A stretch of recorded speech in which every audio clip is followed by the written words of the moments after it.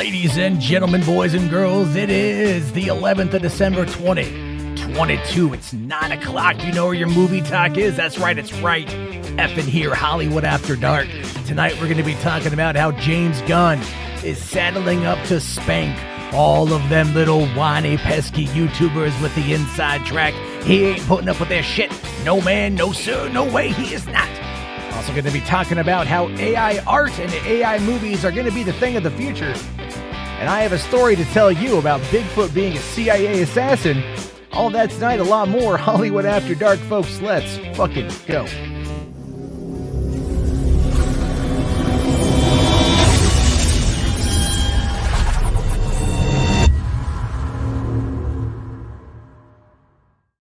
Hey, what's going on, everybody? How you guys doing? Welcome to the party. Welcome to the show. Like I said, it is the 11th of December, 2022. We're only 14 days away from Christmas. Do you have your Hollywood After Dark and patio commentary merchandise to fill stocking stuffers with? Do you guys want them?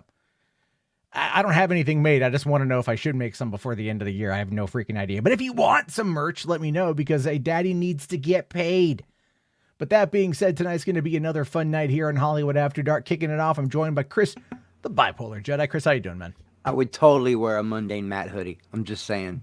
I need to get the old logo. I miss the old logo. For those of you who don't know what the old logo is, I got it right here.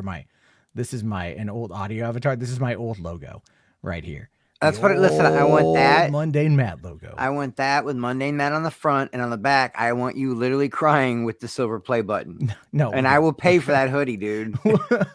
I will pay money for that. I'll give you $80 for a hoodie like that. There are things you can do to support the. That's not what I don't know. Like, I don't mind making fun of the fact that I cried. I don't find. No, I have no problem with that. It was but a great video.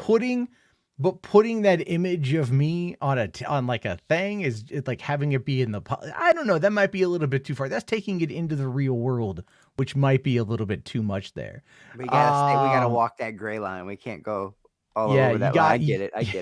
How about just a silver play button? People. You know, what's funny is I can actually order the new one because I have the old model and they have new models, and I can pay the money and get a new one, and I'm just like. Yeah, that would feel kind of weird for me, to like upgrade, because since I don't use that channel anymore, it's a nice little token that's going to be good on my wall, and one day I will pass it to one of my children. This is your father's. My daughter has mine from the Bipolar Nobody, my gaming channel that took off and got real big before I started getting threats and Google image pictures of my daughter's school and shit. People were losing their minds, bro. You'd be surprised what motherfuckers will say they're going to do to your kids just because you didn't like the new Black Ops 2 maps or something. You know what I mean? Well, Black Ops 2. Good thing you said you didn't like them nerfing the guns. Yeah, I made fun of the snipers. That video went viral. Yeah, that video hit almost 1 million. But yeah, I nuked that whole channel, dude. That's how much I give a shit about being a YouTuber. You know what I mean? Yeah. The thing is, though, the way the platform operates, like, I actually got into a conversation today with somebody who's got like 55,000 subs. And they're like, should I just get a new channel? And I'm like, well, what's wrong? And like, oh, I've been demonetized. And I'm you were on our network, weren't you, Maddie? You were with us, weren't you? You were with Machinima for a while. Nope. No, you weren't. I was with BBTV. And I had a really good sweetheart deal with BBTV because like they had like tried to woo me in, and they were like, listen, man, we'll give you like 6 months, 100%. We won't take a cut. We'll give you the optimum advertising package, all the great CPM. We're going to give you all of that. And for 6 months. And then you know what happened? They forgot to like re-up the contract. So it just automatically re-upped. So I was getting like high CPMs and no payout for like 2 really? years. See, that's where I was getting all my money, was the CPM. That's where I was making all my money, and the AdSense. You know what I mean? Yeah, well, that's what I'm talking about is like, but going through BBTV with like their pre-purchased ads and stuff, right? Like they had good ad deals. This wasn't just like the general pool of bullshit. So I was making some good money back then. That's cool. I'm sorry, I didn't mean to interrupt you though. You're no, that's 50K. I know, and I told her, I was like, I don't know, maybe at this point, yeah, because it was because I talked about like my channel talking to YouTube guys the other day, and they're like, just start a whole new channel. And it's like, well, I thought about just turning it like a shorts channel because like, fuck it, I ain't doing anything else over there. But I do see the super chats here real quick, but I do want to get this out of the way. So like I mentioned earlier in the intro talking about AI art, and I just want to bring this up. If you guys have seen my TikTok, you've seen this short on the YouTube channel. It's on Instagram and it's on Twitter as well because it's like everywhere. But I had this idea today while I was in the shower, and not that kind of idea, but just like, I'm sitting there letting the water wash all over me, and I'm thinking about things to make content about because that's what I do.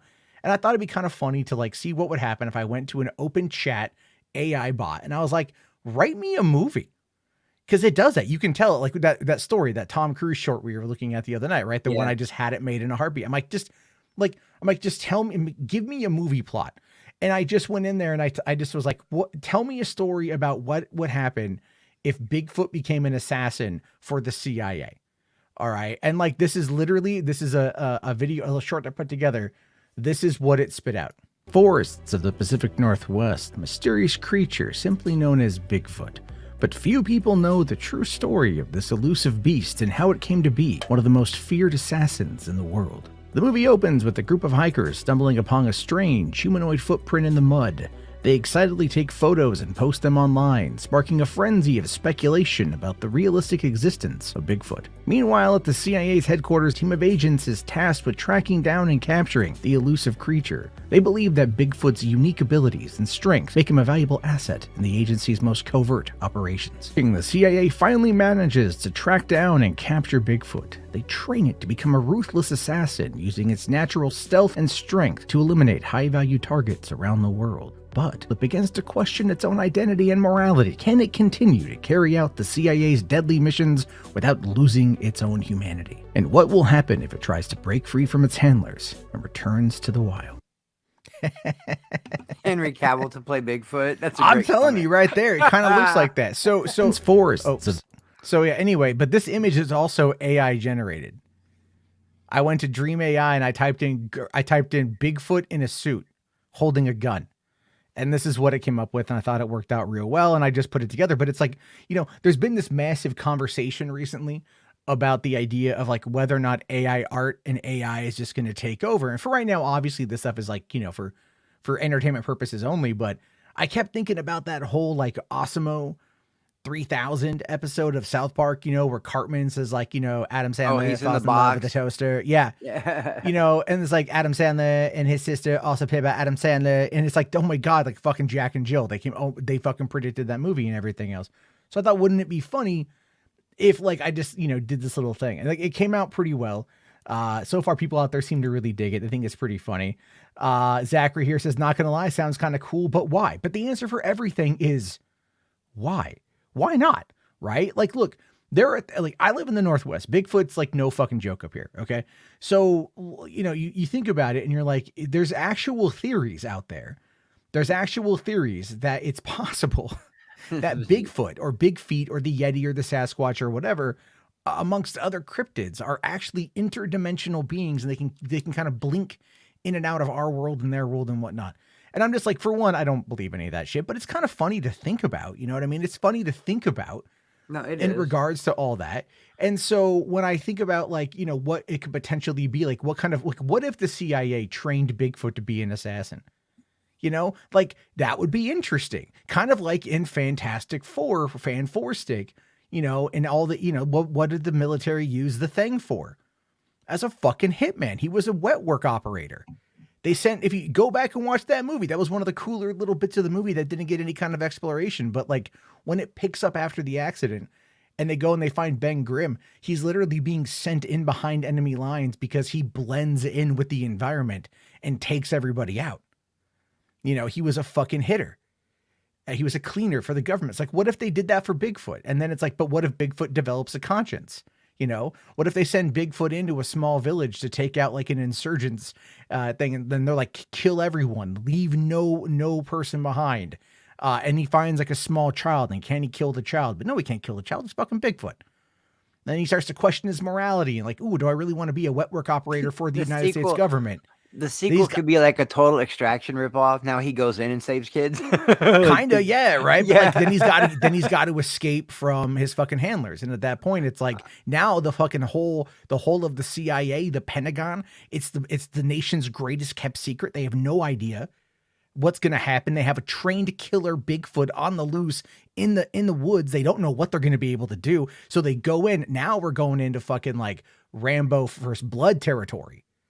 You know, where he's like, I just want to be left alone. And the shock ending is that there no, really is this whole organization and he's part of it. And it's him and it's the Loch Ness Monster and it's the alien from Hangar 18 and Jaws. They're all homies. I'm just saying it's like this would be such an interesting concept. It would be fun, man. You might want to, maybe dig into that, dude. That could be fun. Maybe sit down and like go back to the AI guy and go, all right, let's break this thing down. Yeah, where's the sequel? Here's the yeah. Actually, I had an idea for a movie a long time ago for an unlikely assassin. His name was Fat Assassin. He was a fat guy that was an assassin. Again, same concept, right? Nobody can see him coming. I mean, everybody can see him coming because he's fat, but nobody expects that he's coming. Nobody expects it. Yeah. Right. And then the tagline was going to be, I was going to rip it off of, this is meant to be a joke. It was never meant to be serious.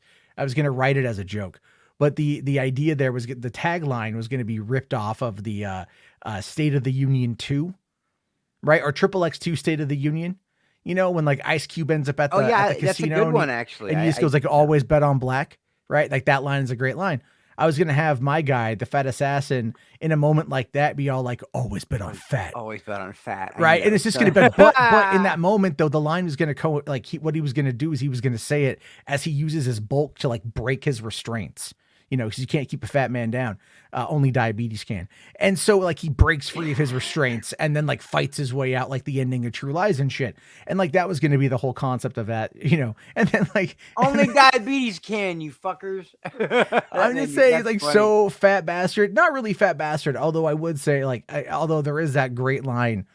you know, I hope my wider fighting team is ready. That's a great line. Well, from, you know, the Blob was always a badass. He was fat, but he was one of Wolverine's arch enemies for a long time. You know, like he would fuck Wolverine up.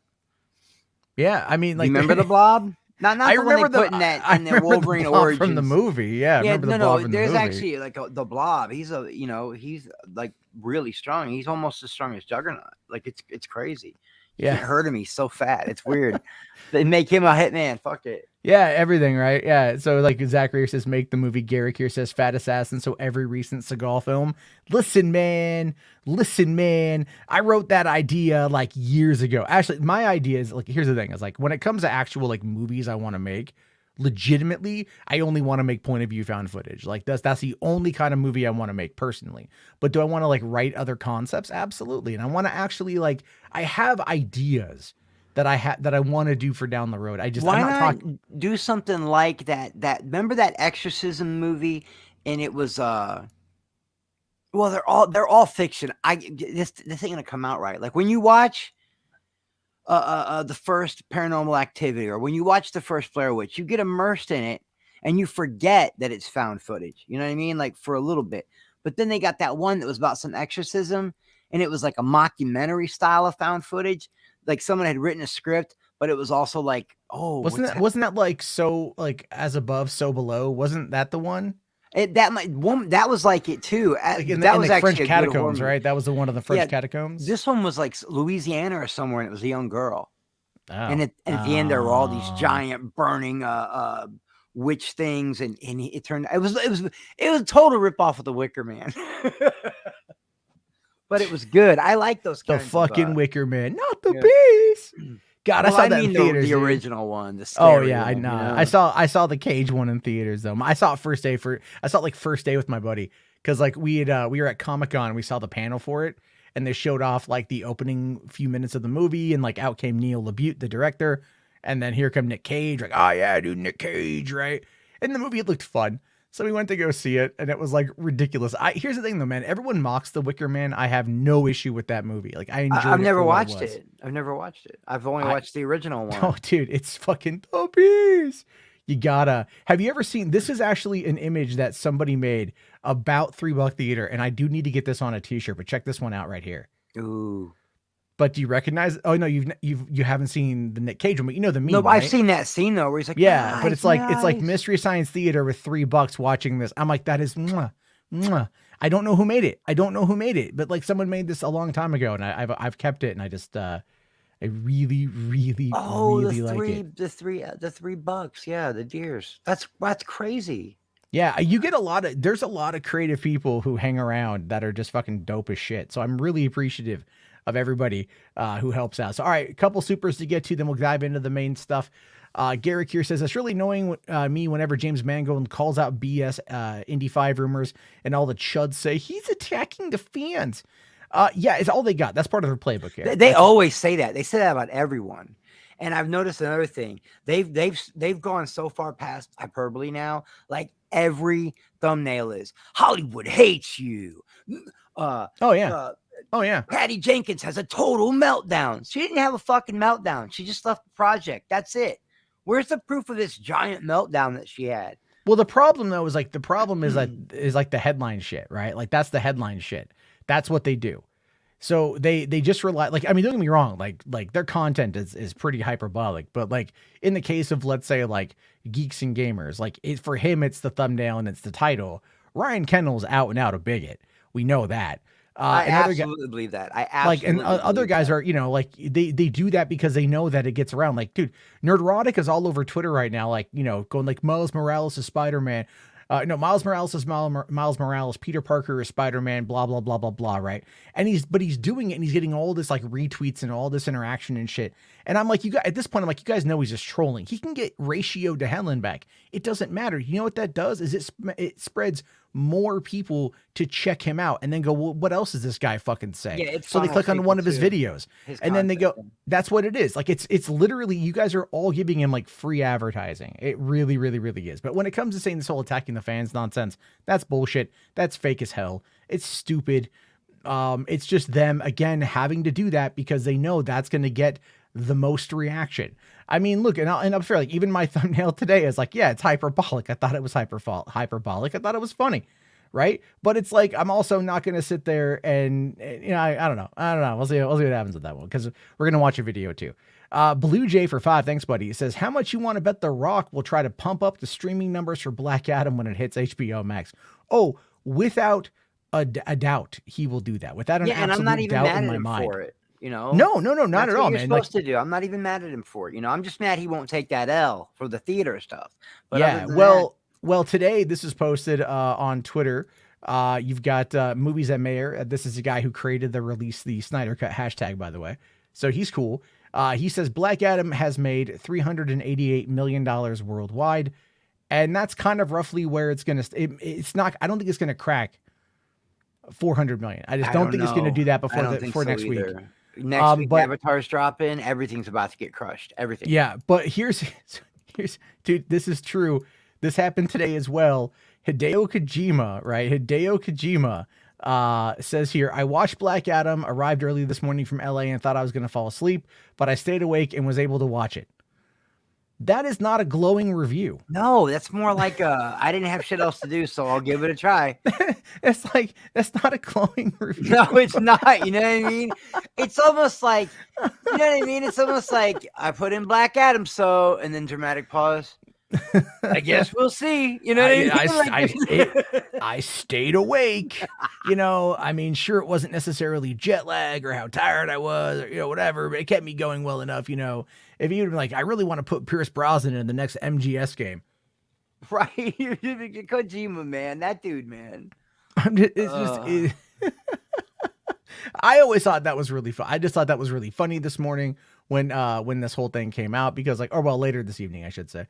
But I mean, look, no shade. You can obviously tell that Hideo he's not talking shit, but it's still that's not like he just came out. It didn't land. He didn't stick the landing. You know what I mean? On that is not the glowing thing you want it to say. That's you going like, oof, oof, oof. That's really not that great. But I'll tell you one thing that popped up today that I did think was pretty cool, and I actually do want to get my hands on this one. Is that Star Wars Jedi Battle Scars has been announced.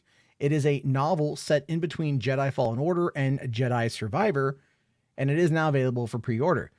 The thing is, though, is I want to know what happens in between Fallen Order and Jedi Survivor, because I don't know if you've played Jedi Fallen Order. I have played halfway through it. I haven't finished it yet, but I won't get into why. It's all personal, lame, sentimental bullshit. But that was the last game Billy bought me. Oh, okay. And we were playing it together, and when he died, it set me off. But now I'm playing it again, and I'm like you. I would love to see the what happens between, especially Star Wars. I'm the biggest. That is my life. That's the one. You got your DC people, your Marvel people, your Star Wars people, your Trek people, your Doctor Strange people, or not Doctor Strange, Doctor Who. I'm the Star Wars guy. So yeah, I collect all that stuff, and I either read it or I get an audio of it. So I would definitely like to see what happens. I'll grab an audio of it. That's just who I am in general as an audio guy. Like, you know, I have trouble sitting down and reading a book because it's like I can move around. I'd rather move around and do other things and things along those lines. Yeah, exactly. But you can listen to an audiobook while you're doing something else. Yeah. Like, and normally I'm out doing, like, when I'm out doing delivery driving and stuff, like, that's when I listen to most everything. And I prefer, like, you know, podcasts and stuff to listen to. And, you know, that's always a nice thing when you're out, you know, as much as I, you know, like, I might be critical of one person and the way that they run their show.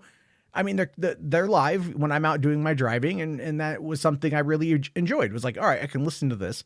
Yeah, I'll do it when I'm at the drafting table or working on some Flash for the shop. You know what I mean? Because a lot of the stuff I do lately is just work on the Flash. Because if for anyone who doesn't know, Flash is if you don't come in with your own idea of what kind of tattoo you want, you just want to come in and get a $50 or $100 tattoo. They got those, you know, we got the glass cases that you can look through the Flash and pick something. Yeah. Or a combination of something, you know what I mean? Like the tramp stamp butterfly or whatever. And I do a lot of that too.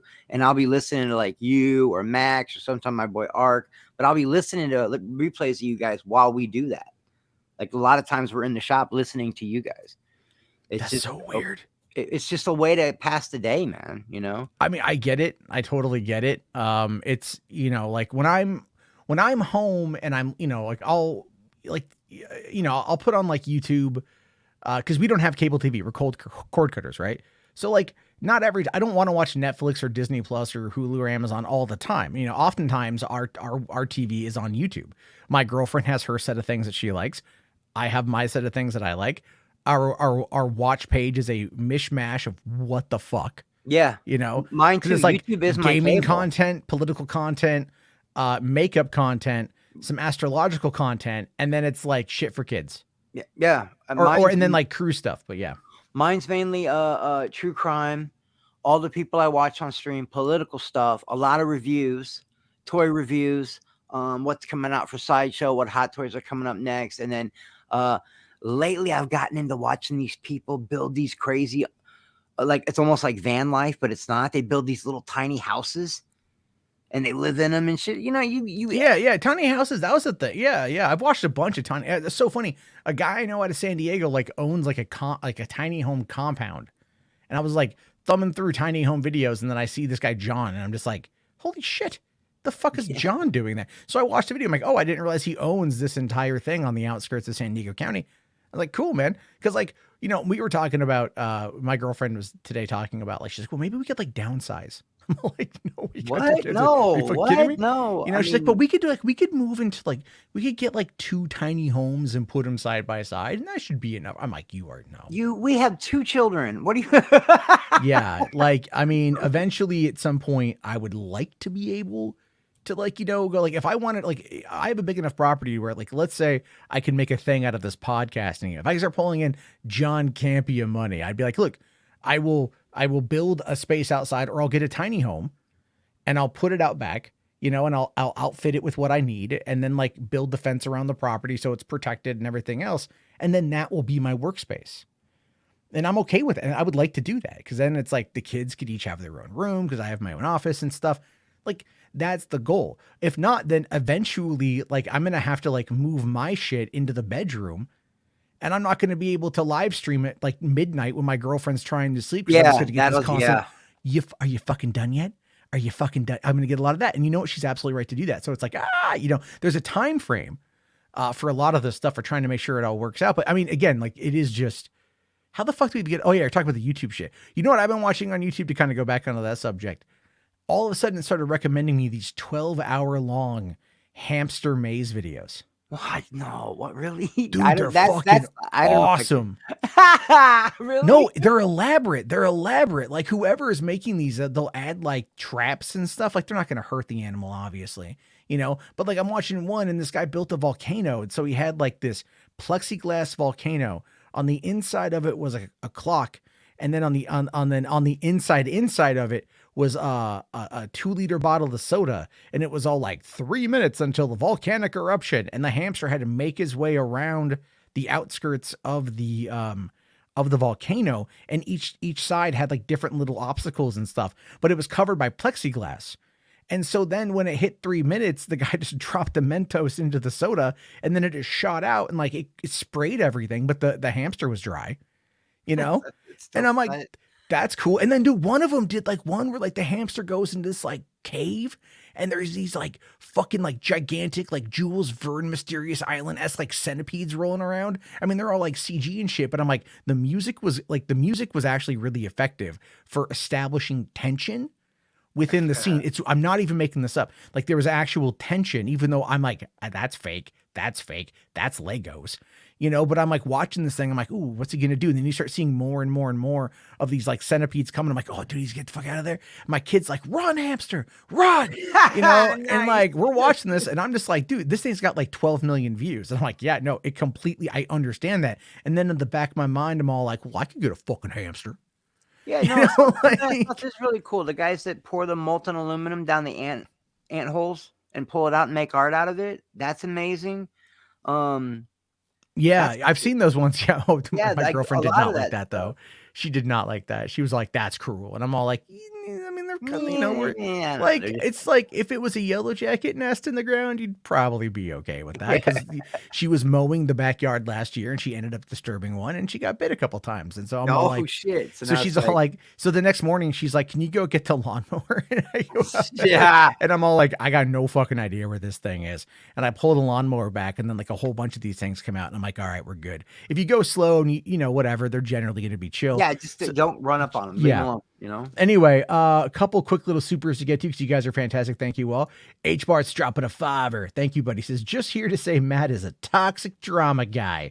Nah, JK. Just saying, hey, I'll be here live again one day. That's right. HBart's is working like 7 days a week. Yeah, that's my buddy too, man. That's like insane. You know?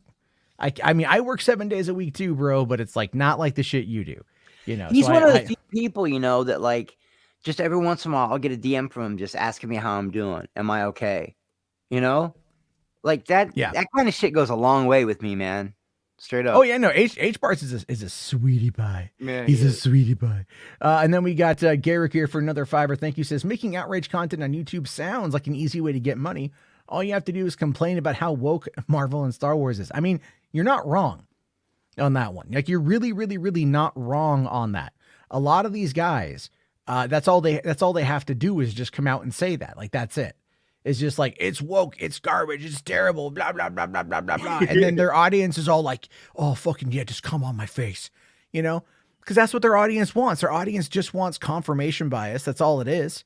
They just want to, like, you know, have their opinions repeated back to them, even though they don't understand why they feel that way. They're all like, a black woman, that's woke.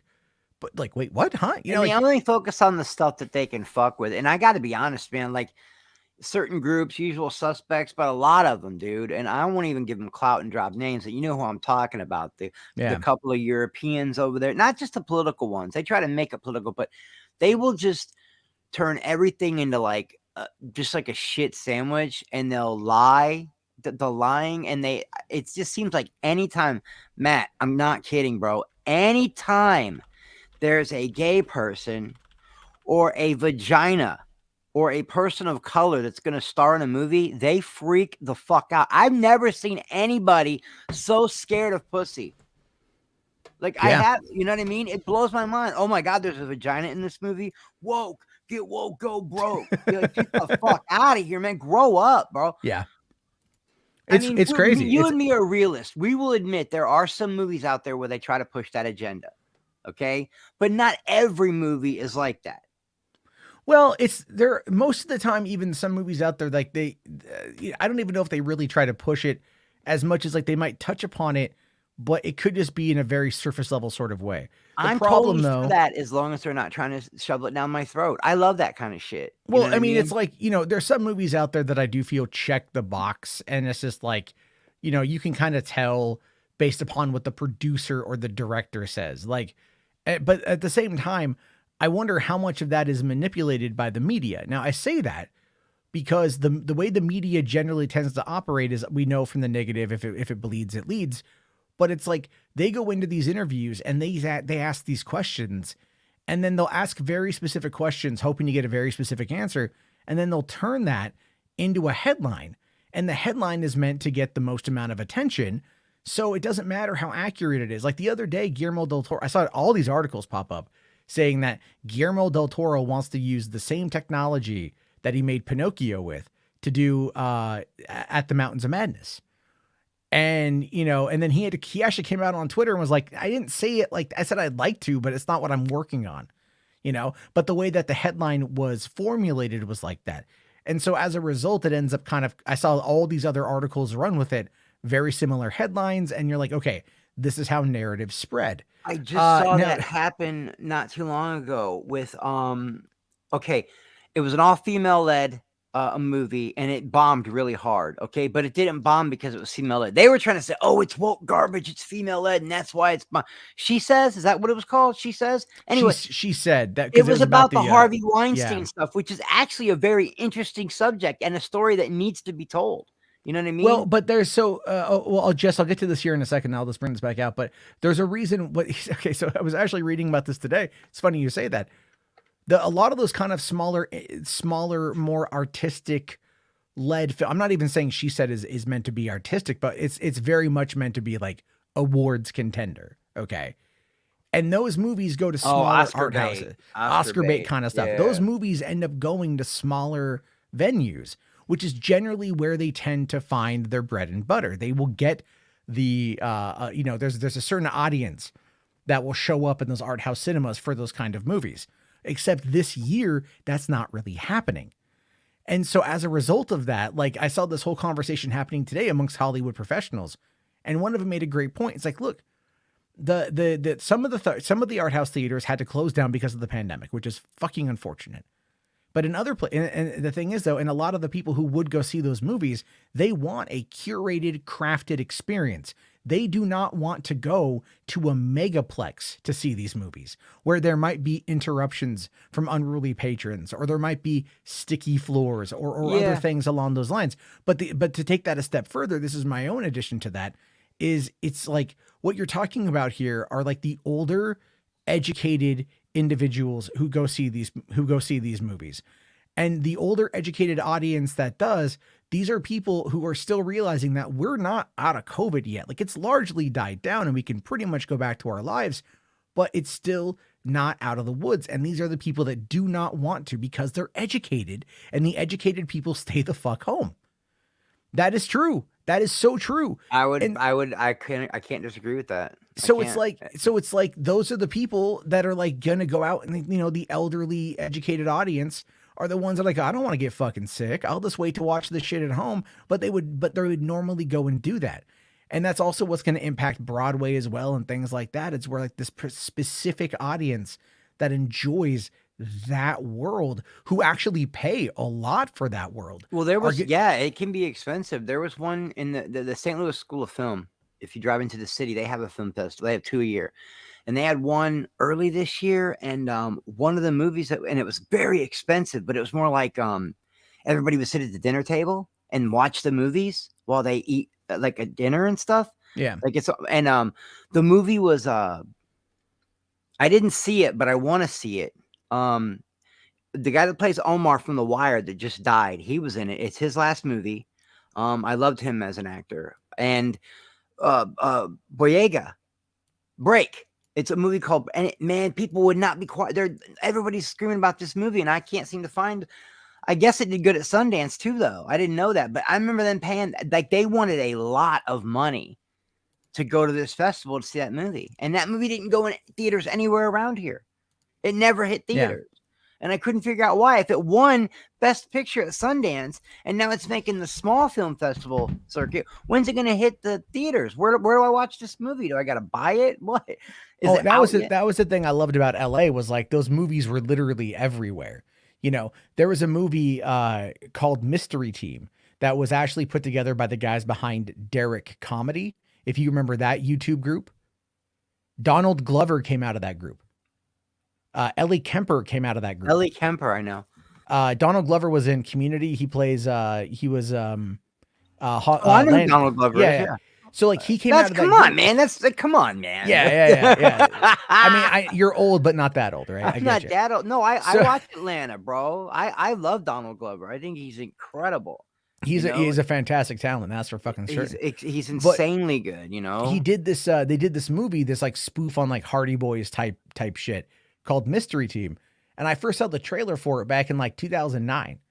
I think it was like end of 2000, like beginning of 2009, end of 2008, somewhere in there. Saw the trailer for it. Fucking didn't know it was never coming to San Diego, from what I could tell. I ended up moving to LA the beginning of March 2010. Literally my second day there. Talking with my roommate, and we're like, "Hey man, I wonder if like Mystery Team is playing anywhere." Right? Like we just thought about it. We typed it up. Bam! It's playing down on Sunset Boulevard at one little theater. So we went that afternoon and saw the movie, right? Knowing that like we weren't going to be able to see it elsewhere. We'd even recently gone to LA before moving there to go see a midnight show on the last Saturday of the month of The Room, like before it blew up and went everywhere. Like as it was blowing up, right? We went and saw it on Sunset Boulevard at midnight. Tommy Wiseau introduced the movie. You know, like it was a great experience, and LA has those great experiences. New York has those experiences. Major metropolitan areas have those experiences. Not to those extent of like the major places, but it's like you can find those little. Oh, there's all sorts of little off Broadway theaters. Yeah, or when movies used to tour. You know, when movies used to fucking tour, that I would wait for movies to like come to San Diego, like, you know, movies that like I brought up multiple times, like Fido. I love Fido. Let the Right One In. That's a great one. Night Watch. You know, which was Tamir Betmetnabov, the guy who did Wanted and Abraham Lincoln Vampire Hunter. Like, you know, those movies, he would do all that stuff. Like, you know, those movies would be on like a tour. They would go around and everything, you know, like even when, like I'm just saying it's like that shit back then. Nowadays it's just like drop it on streaming, you know, and like, all right, well, maybe it will get eyeballs, but will it have the cultural effect? And when it comes to theaters, is it woke? You know what I mean? I'm surprised. Yeah, well, that's the outrage content. Oh, two black men as the leads. Oh, it's woke. I don't know. I really want to see that movie too, man, because Boyega looks incredible in it. Watch the trailer someday, Matt. It's called Break, and it looks phenomenal. It's about some PTSD war guy who's not getting his benefits like he's supposed to. So they're calling it the Dog Day Afternoon of our generation. Okay. So that made me go, shit, I loved the first Dog Day Afternoon. I'm in, you know. Yeah. I'll let you finish the super chats. I'm going to grab some water. Oh, no, that was, we got Jess here for 2 says, I blame Ghostbusters 2016 for starting the BS. That wasn't the start of it, to be honest with you. But that movie was definitely like a catalyst in a number of ways. The reason why that was a catalyst in a number of ways was because the way that for one, nobody wanted a Ghostbusters remake. We wanted Ghostbusters 3. That was something that was very well known. Sony, through Amy Pascal, she had her own idea. So it's like when they announced that it was going to be a thing, there was a lot of animosity towards it. But then that was added upon by the media and then backed up by the studio and the talent and things like that. It just made it like really difficult to have an honest conversation about Ghostbusters 2016, but it is just a bad movie. And then Command Unit there, I got you, buddy. The Armor Reforged, we'll take a look at that here in a little bit. Thank you very much for that. So, all right, another thing too I wanted to quickly touch upon. We just hit 100 live viewers, guys. Only 21 likes. We can get to 50 likes, guys. Come on, get me. We can do it. We can do it, you guys. We can absolutely get to 50. If we get to 50, I won't play the Grace Randolph clip. You know the one I'm talking about.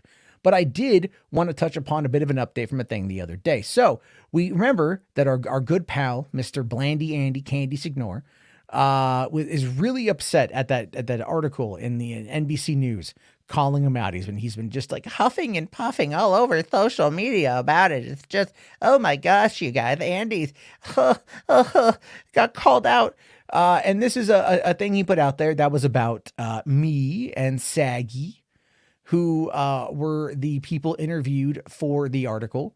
He says here, until the creators quoted, way to prove why I stopped wanting anything to do with you desperate, toxic snakes. Kat doesn't give a fuck about any of you. She's paid to trick the world into thinking Amber Heard is innocent, and she just used you. Which, for one, we both Saggy and I are kind of on the same page. Like, fuck Amber Heard. We're not Amber Heard supporters. So that's kind of funny. And I don't care. And I told Kat Tenenbarge that while we were being interviewed. I was like, I think they're both idiots. Flat out. Like, they were really bad for each other. Like, that's my take on it.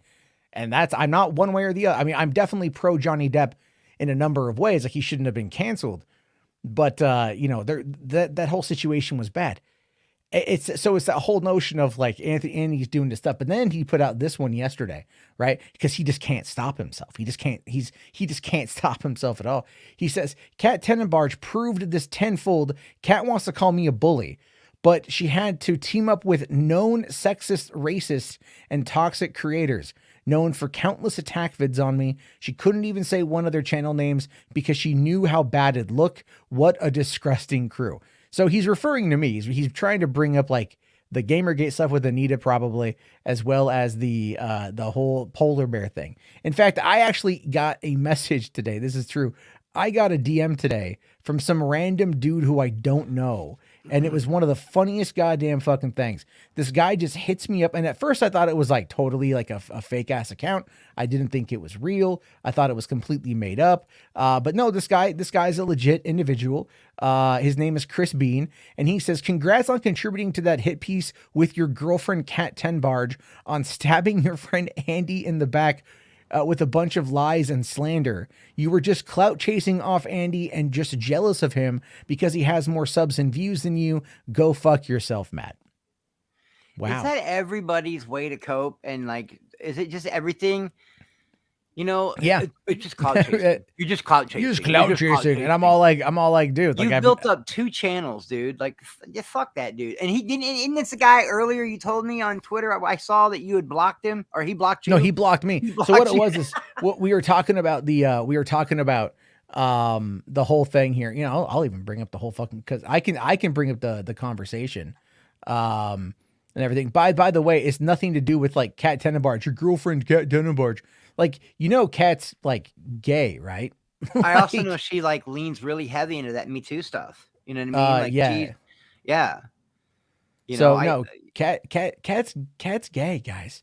Yeah. So she's not my girlfriend. Sorry, hate to break it to you out there. But I'm not gonna hate on this chick, dude. You know what I mean? Like, a lot of people want look at everybody's got the whataboutisms, and like that story it did lean a little hard into the Me Too stuff, but it was a genuine article. She wrote a good article. He was the number 2 guy, you know what I mean? And like that's what she was referring to. And then because of the fact that he sends these masturbation videos, which we know are real because he hasn't of course denied. We know they're real. We know that they're real. So it's like he sends them, but that was also his thing from before as well, where he was accused by that one girl, Emma, for like going like, hey baby, I masturbate to you, to photos of you, sort of thing. And then like, so that was her complaint against him. So look, we know that Spanky Andy likes to, he's don't leave him alone with both hands, idle sort of thing. So this is our conversation. Candy Andy, just always working with his hands. But yeah. Oh, Rational said, Matt, did you tap that? Did I tap? You're talking to a cat. No, not dude. Not her catnip. You know what I mean? Like that ain't Stop it, Rational. That ain't the thing. So anyway, this is what he says. I respond back by saying like, hi Chris, I don't think you're fully aware of what has happened when it comes to Andy and I. I was friends with him until April 2020 when he accused me of bullying him because I criticized him privately of using his platform of 100,000 plus to dig up dirt on a guy with 100 Twitter followers. I ended our friendship and he kept trying to gaslight me and attack me over it. He threatened to dig up dirt on me for the purpose of blackmail in a live stream when somebody impersonated me. I will link to a video of that. He has gone to 3 different people to try to use them to either dig up dirt on me or attack me publicly on his behalf. All 3 of those people have become friends with me as a result of realizing how full of it he is. And Chris, you're one of those people. Oh, he begged me to dig up dirt on you guys. Yeah, You and we've I. seen this. He Yeah, we've begged seen me. the screenshots Yeah, here I've on the seen channel. this. Saggy was the other one, and then Paul Halogen Helix, or well, formerly Halogen Helix. Those are the other ones. That's how I got to know Saggy, was because she was coming at me over this because he was feeding her information. So then I sent him the video here, and he just responds back with the whole the polar bear thing. Is this you? I said, yes, a decade ago. I was wrong to do it, but I don't hide from it. So he says, neither does Andy. And I don't see proof of anyone impersonating you in that video. Try again, Karen, or go run crying back to your girlfriend Kat with her unethical journalism. Get off your high horse, clout chaser. And you deleted all of your hate videos on Andy. My videos on Andy are still there. I have They're no still reason. there. What are you talking Yeah, about? I have no reason to fear him, as everything I've said has been true. And I don't need to clout chase off of him because I know deep down what kind of person he is, and I don't want that in my life. But the women who've come forward with their stories is something you should be more interested in. And he says here, they are liars who are a bunch of jilted ex-girlfriends. That one is the one that blows my mind. Not only is that like gaslighting, but it's so fucking, and I never use this word, guys, because I'm not that person, but that is so fucking misogynistic right there to say that. That every ex-girlfriend is just jaded because you ain't giving her the dick no more. Get the fuck out of here, bro. You have to love it. You have to love it. And then he says, and then I said here, that's weird considering he's been with his fiance for over 4 years. And he sent the masturbation video a year ago. His woman loves and forgives him for who he is, and his relationship is none of your business. And there's no proof of that masturbation video. There is actually. It isn't hacked or deep faked, but to release it would be illegal, which is true. And he says, there's no proof. Bye, asshole. You're blocked. So this is he exited the I love it when motherfuckers block you and they think they're dropping the mic, but really you've beat them into submission mentally. That's why, like, you're blocked. He had to tell you that you were blocked. What a bitch, bro. I just thought it was really, really, really funny that he ended up blocking me over that shit just because I'm like, all right, bro, like, whatever, dude. Like, I don't care. The whole jilted ex-girlfriend thing, man. And I never do the whole you're a sexist, misogynist fucking pig. But that is literally like a deep mental way of like telling these girls that they're just mad you're not giving them the dick anymore, or it was a bad breakup, or you know, they're just jilted exes and they're jaded because we're not together. That's such a fucking cop out. That's almost as bad as a deep-fake shit. I hate it when motherfuckers run that weak ass game, bro. That's such it's nothing more than a deflection. It's like they were just jilted ex-girlfriends, but like he's been with his current one for a while. And so unless he's cheated on her multiple times, don't you think that speaks to the integrity of the person that you're fucking white knighting for? He keeps getting popped off for the shit. And the people, it's gotten to the point now that there is so much proof out there, or at least so many red flags, that a lot of his group are starting to break away from him. I'm seeing it happen, okay? And they're going over to Saggy and they're having conversations on Twitter. But the people that will still stand by him knowing that he's done this shit, well, they're just not good people. They're bad people. You know, I don't know how well, to me, it just cracks. The whole thing just cracks me the fuck up. It's like, I just had to talk about that briefly because I'm like, this is what I dealt with today. This is the thing, like trolls, like, or haters. I don't even like the word hater. I think the word hater is ridiculous because it's just like, but like what I love to do is if people come at me, if critics come at me, I love to talk with them. I really do. I love to get like, I'm like, come on a live stream. Let's have a chat about it. You know? Because I'm confrontational, dude. I'm down for a fight. Well, an argument, a digital realm fight any day of the week. Just stomp your foot, grin, and you're in, bro. Start clapping because I am down. Well, it's not even. It's one of those things where it's like I enjoy it because like I know there's nothing that they've got right. So like here's the thing: when you get canceled on the internet, people run through your fucking life. They run through your life. There's like multiple, like, you know, long form essays about my existence on YouTube. A lot of it is not factual. It's very speculatory. No, it becomes like its own. Find to be kind of funny. It becomes like its own Wikipedia, but like Fakeopedia. Yeah, kinda. Oh, there is that Wikitubia that's about like that there's that somebody wrote that's so full of misinformation. Oh, Nicole's in here. Wow, she her timing. Hi, Nicole. It's like ears like, oh, Andy? No. Hey, what's up, Nicole? How you doing? I hope everything is well. But I mean, I'm just saying it's just like this is how the internet operates and everything else. And it's like that's why I always have a lot of fun with this shit because people they want to throw like the polar bear thing at me. I'm like, look, that was a decade ago. In 2 weeks, that's a decade. All right. Like I've already talked about it. It's dumb as shit. Now we just make fun of it. It's like whatever. And the people, I said the people when I first started going, wow, these motherfuckers are lying. Matt's a good dude. And he's owning this shit. He's literally walked that redemption arc. What the fuck are these people still throwing this at him for? And when I started seeing that myself, that's when I was like, wow, they've thrown everything from your past at you they could. Up to and including going out and collecting rocks with your kid. You know what I mean? Like they have thrown every fucking thing they can at you. And you just, one day you were just like, fuck it. I'm not even gonna let it bother me no more. I don't give a fuck. Yeah, I don't give a fuck. Like, I don't fucking care. It's like, you know, like if you don't laugh at it, they're gonna laugh at it. If you laugh at it, you take away their fucking power because like they got nothing on you and shit. I mean, that's how it works out. Like I've even got the t-shirt of me as the Uniboulder.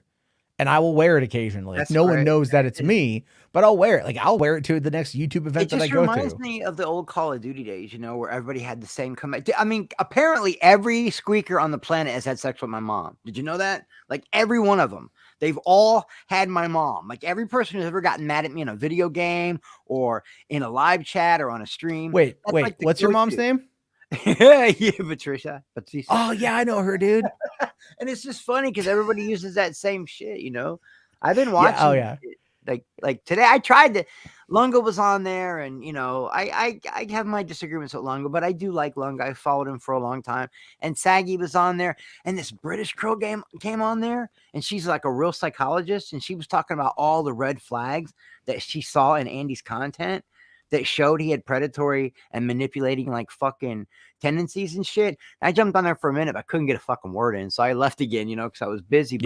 But like Nicole was in there and she was like in the chat and like her ex-boyfriend was just like fucking coming at her, dude. And he was making it all about him, but trying to, that's how these Andy followers are.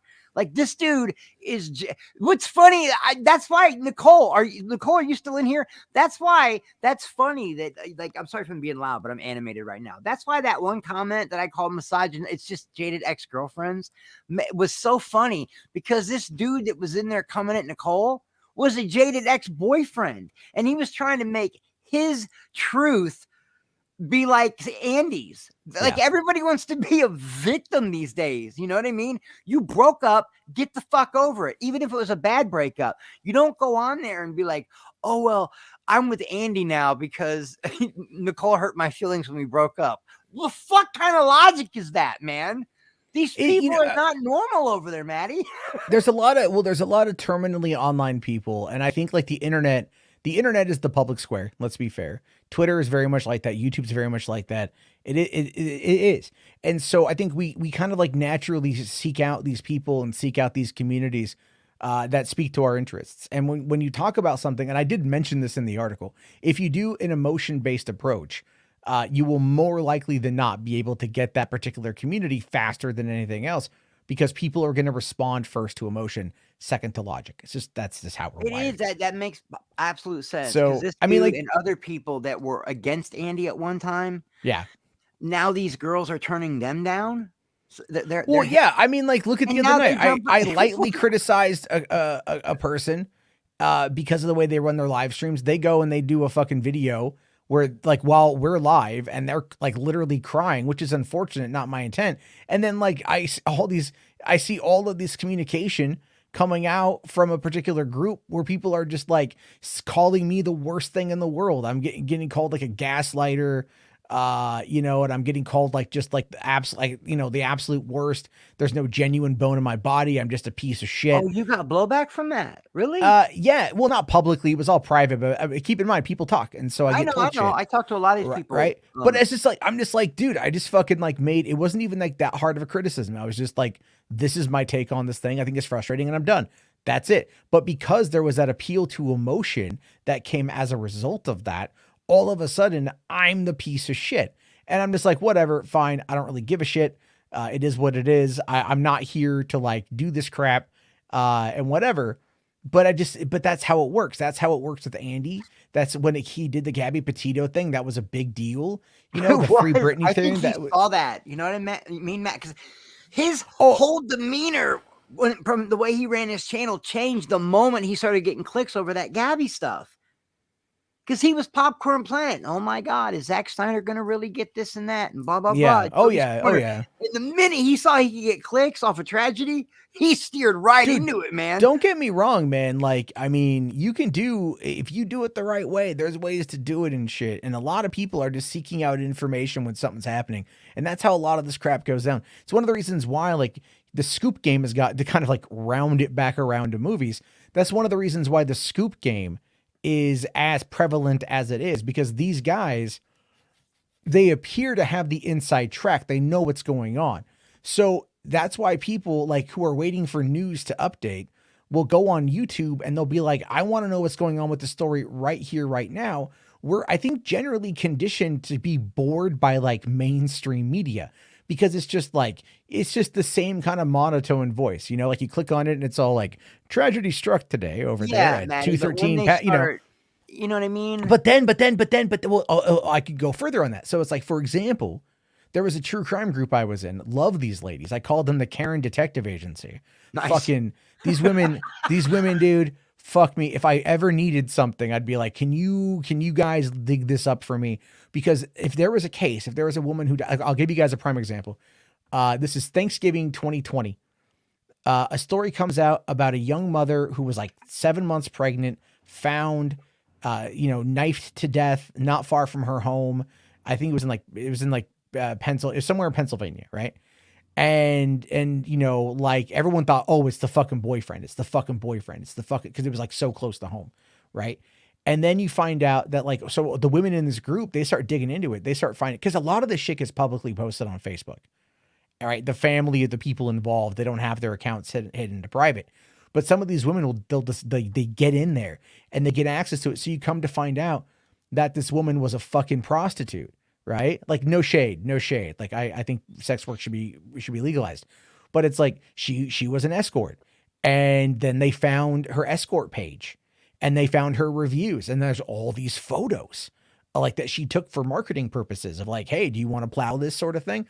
And like that was their marketing. And they found all that. And then they found like commentary between the family members publicly on Facebook and all this, and right. And then you come to find out that it was actually like, it was a John. She was on her way to meet a John at like 1 a.m. and he killed her, and it's like, fuck, dude, like that's terrible and shit. But it's like, that is how hardcore these people get into it, because they get in. Yeah. Internet detectives. Absolutely. Yeah. Right. Yeah. They get into all this shit and then they get emotionally invested into this stuff, because some of these cases are so fucking horrific, right? They're so fucking horrific that it's like, it's not hard. Like, dude, if you fucking hear a story about a kid who got hurt and you're a parent, you feel deeper than normal on a story like that. You know what I mean? Like there was did you hear about that 7-year-old girl in Georgia? Yeah, that got killed by the FedEx driver and shit. I was like, I can't even read that story all the way through. That kind of shit gives me nightmare, dude. I went and just hugged my kid. I mean, like I've been, I hang out with my kids all the time. I love my kids, right? But it's like I just went and hugged my daughter. I'm like, I can't fucking do this shit. Like some of those stories are so fucking hard to read, and it's like, and you're like, holy shit. But it's like this. But again, take that emotion, that feeling, and now apply it to the movie world. And I know that's a weird transition, but I have a point. So when you apply it to the movie world, you have to realize that it's the same kind of connection. All right. Like these are stories in many instances that we were told over and over and over again from when we were young. I mean, look at Star Wars. Many of us are like, who are in the space, many of the younger people, man, they grew up with that shit. Like you and me, like I was born right before Return of the Jedi, but you were born right after fucking, or right before. I was born 3 years before it came out. Yeah, exactly. So it's like, so it's like you grew up with it. I grew up with it, it's semi differently, but still really the same. So that was like our childhood in so many ways, because our options were so limited, but we still had that. So we have a deep love for Star Wars. We have a deep love for these kind of things. But so it's like our so it's like we've grown up with it as part of us. And the same thing happens with this, these Marvel movies and these DC movies. People get attached to these characters. Now, I don't necessarily know if if the attachment has a lot to do with just like, for like societal reasons or things like this. I think it's our escapism is built into our psyche. It becomes another form of addiction. I really do. I believe that escapism is so necessary because it's something like, okay, for my friend Scott, you guys all know him. He's batshit crazy, but he's my oldest friend. Scott Seidel's been my friend for 35 years now, since we were little bitty kids. And Luke is his surrogate father. You know what I mean? He had a lesbian mom, a big 6'6" lesbian mom. You know what I mean? In a time when it wasn't cool to be a lesbian. And he don't know who his dad was. So he grew up with that Star Wars stuff. That was his way of dealing with shit. So yes, he gets triggered when people try to fuck with his escapism. I think escapism, I don't know the right word, but it's definitely, it's cathartic. You know what I mean? Yeah. Because we constantly have it there. Does that make sense? Yeah. Yeah. Okay. I mean, there's a lot of childhood trauma that's happened to, I think, a lot, whether it's, with bullying or parents or things like that, that a lot of people have dealt with, or, well, actually, let me rephrase. They haven't dealt with. All right. Because we have such a stigma against mental health in this country. Getting help is seen as something that is not a priority when it should actually be a priority. They say like, you should go to the dentist once every 6 months. You should go to the fucking shrink once every 3. And we should make that more of a priority, just to go up there and get a mental health check. Like, you doing good there, Bobby? Yeah, right? I think that stuff's necessary. They didn't give my dad that when he came home. You know what I mean? He didn't know. Like he wasn't exactly, John Rambo in Portland going off on, Brian Dennehy. You know what I mean? My dad didn't have that going, but he did have that same PTSD. People looked down on him. They called him baby killer. He didn't know what it was. They called it shell shock. And it affected him through life. It made him drink. It made him do all these things. It gave him bad mental health. Now and when he finally started seeing therapists and got off of the sauce and started taking the meds the right way, my dad became a phenomenal person. You know what I mean? But it took him a long time to get there. And I do believe in like men's health advocacy. I believe in that shit, man. I believe it should be like a weekly thing. Like, go talk to somebody. No, really, it really should. Absolutely. 100%. And I think that's kind of a fair amount of where we find ourselves as a society here. But to join, to chime in on the combo, thank you very much. Shogun here for $10 says about escapism, philosophical book, Simulacra. Yeah, Simulacra. Thank you. And simulation. Oh, is that where the word came from? I think said that going to Disney World is good for kids, but it's also good for adults because we need to get away from reality just as much. We do.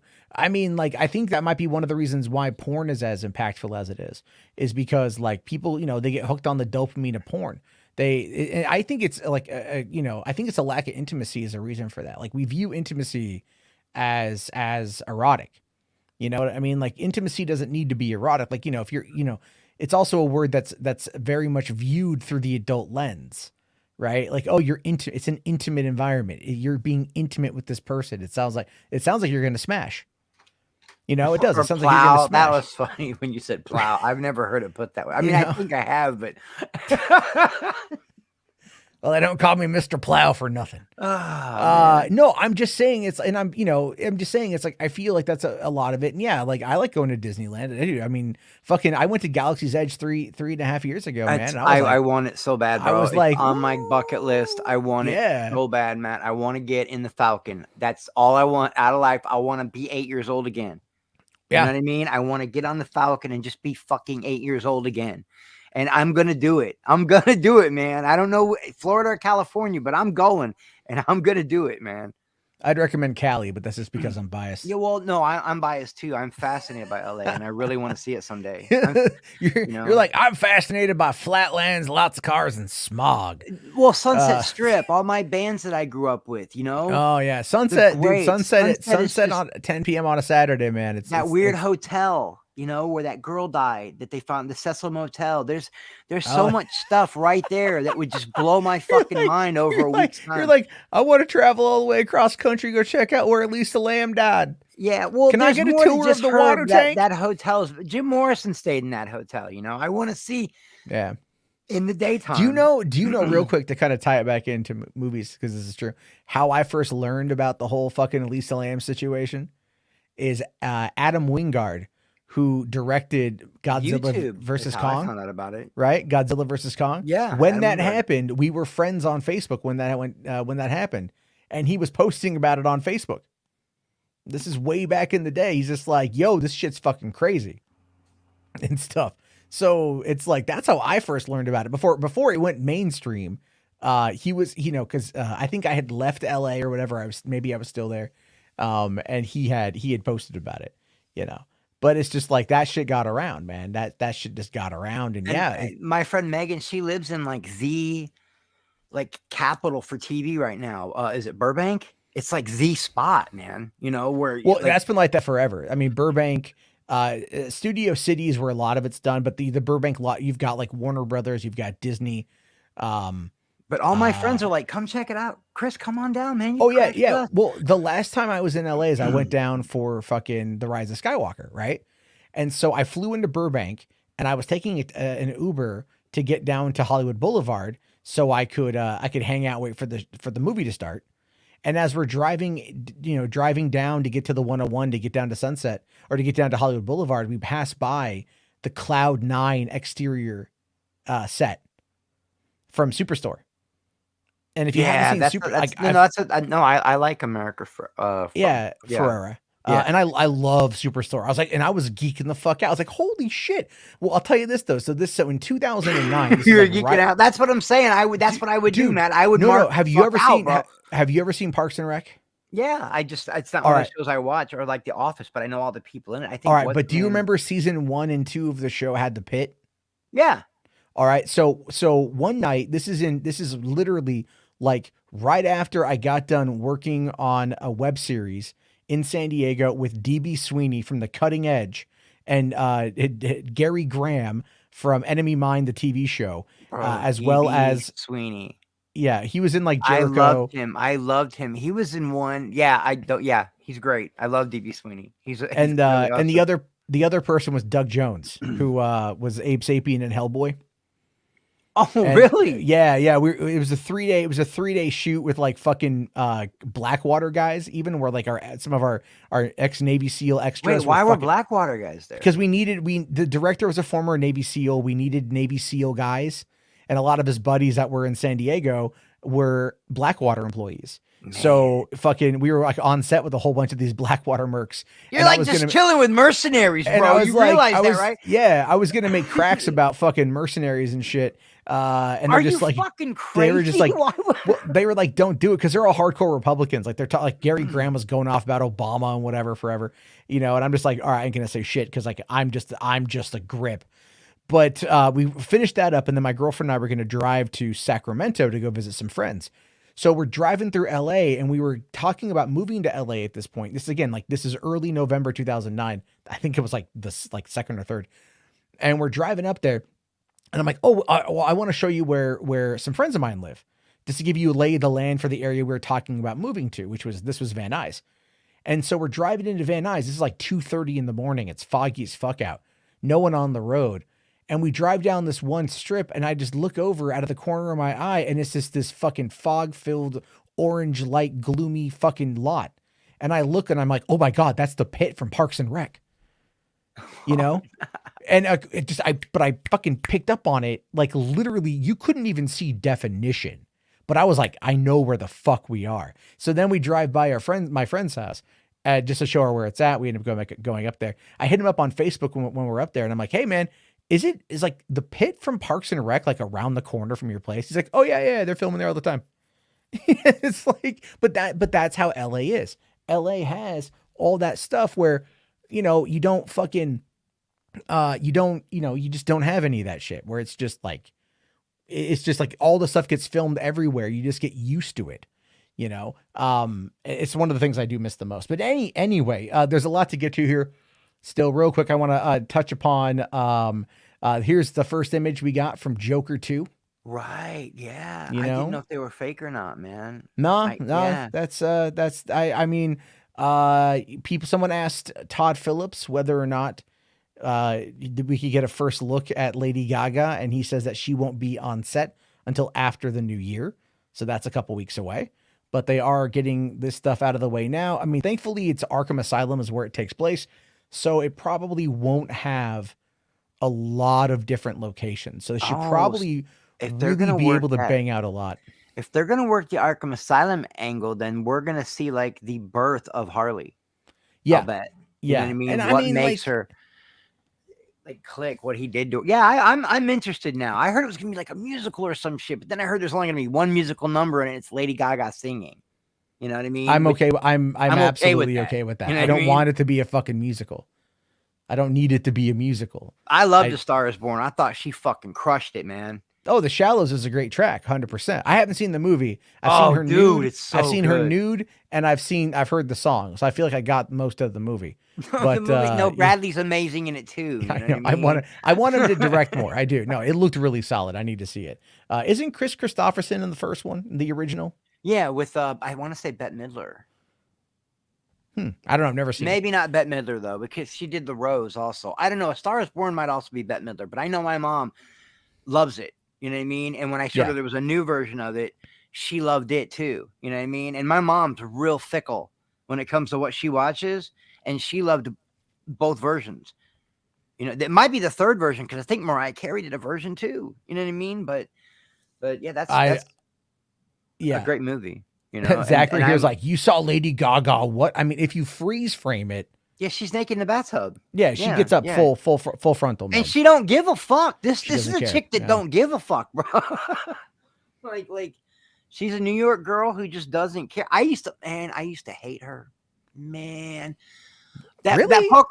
that poker face video was really cool. But then she started doing weird shit like wearing dresses made out of meat to the Oscars, and she went that one year in an egg. And I'm like, oh no, she's way too dude, that's Hollywood artsy. for you, man. That's Hollywood Then you for start you. listening to her interviews and see her perform, and you're like, fuck, this chick is like the new Madonna. You know what I mean? Yeah. She's ahead of the curve. So yeah, I love her now. I love her. Oh I no, used to her not first like her, at all. first album is great. Like when I first heard her, she reminded like there was this girl that I was into when that came out, and like that song, like that music was like kind of reminded me of this girl because it was like kind of crazy, like party girl shit. That girl was wild. You know, that was a girl that was called. This is true. Calls me up one night. We never dated, but I was like trying to get there. And she calls me up one night. And she just goes like, I have a confession. It's like 2 a.m. And I was like, hey, what's up, Emma? And she's like, I'm like, what you doing? She's all like, I smoke crack. What? And I'm sorry, what? And she's like, I smoke crack and I want to go to the beach. Come pick me up, take me to the beach. And this is like February 2008, I think. Fucking. And I'm just like, you know, it's like 2 a.m. It's February and you want to go to the beach.